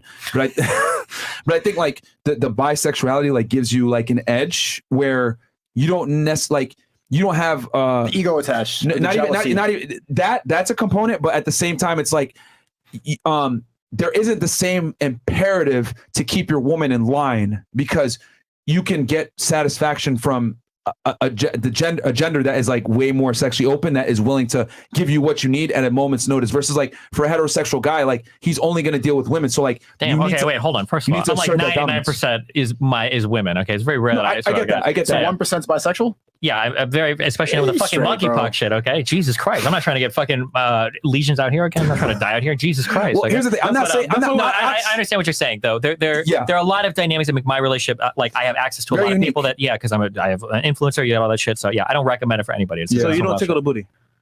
No, I don't do any of that kind of stuff. I'm not. So why are you bisexual? So I feel like the left shit just got to you. Because if I am gonna have a threesome with a guy, I want to be able to for all of us to do stuff instead of us just like being scared of like touching dicks with each other. We're gonna like fucking, you don't penetrate. For guys, we don't have to. Let's read the chat. Fresh, why you? You're scaring the hose away, Fresh. The only reason I haven't said that was just to simply say that like it's different for him because he can get satisfaction from a party that is much easier to deal with. Does that make sense? Versus like as a guy, like when you're dealing with only girls, like you have to make sure you're masculine and you're dealing with her in a certain way because women are less forgiving of fuck ups in a relationship than another guy is, if that makes sense. Because women look to men for leadership and authority, right? So like if you're deficient in that, well, her respect for you starts to go down, and and after that respect goes down, arousal starts to go down alongside it. They're intrinsically tied. But like if you're attracted to, let's say, men, for example, well, men are easier to deal with. Like you can get on Grindr and do whatever you got to do, and it's done, right? Like okay, I got my sexual satisfaction. I don't need you, bitch. So that gives you how do I say this? It gives you a layer of security in your sexual strategy because like you don't necessarily have to deal with women. So I think that's why it's like a unique situation because it's like you don't need to depend on your girl for that. Does that make sense? Yeah, kind of. Wait, that's a whole other that's a whole other thing. All right, I may have opened up Pandora's box there. That's all good. Destiny, serious question. Do you talk with your wife about the sexual the sex she has with other men, and how do you feel about it, especially if she had a better experience with others? Dude, not trying to throw shade. And that's from yeah, I mean, like we talk about all sorts of stuff. Like I'll talk about my experiences. Sometimes she talks about her experiences. Like sometimes we learn things from other people. Like we're pretty open sexually. Yeah. Fair enough. Damn. Alejandro Lopez. I can't disagree that most people can't handle true freedom because it brings anxiety, or even for safety. But that is a passive person. A dominant or assertive person goes into the restaurant knowing what he wants. I'd argue it's the duality of the masculine and feminine. Okay. Shout out to you, my friend. Fresh BBC Fresh. There's only one way to save this man's life. You know what to do. Destiny, what is your girl's number? We have to blow her back out. That's the only way. And once he sees her in a wheelchair, he will be free. This thing, bro. Every single day. Bro, come on, man. Destiny, I'm going to change my name to Deezer and stream Snipe my way to Grandmasters. And that's from Neil Castelloni. Okay. Yeah. Remember S? Grandmaster. Oh, you play Overwatch? Oh, fuck. That's a StarCraft reference. That's a really old reference to Never mind. 10 years ago in my stream. Yeah. Do you play Overwatch or no? I used to a little bit, but not much. Nerd. Okay. Never mind. Let's give Sneako and Destiny the last word. Okay. And then we're going to have some girls on, so we'll probably continue this conversation on the show, and where can they find y'all? We'll start with Sneako. Sneako.net. You know, Creativity Kit is dropping August 22nd.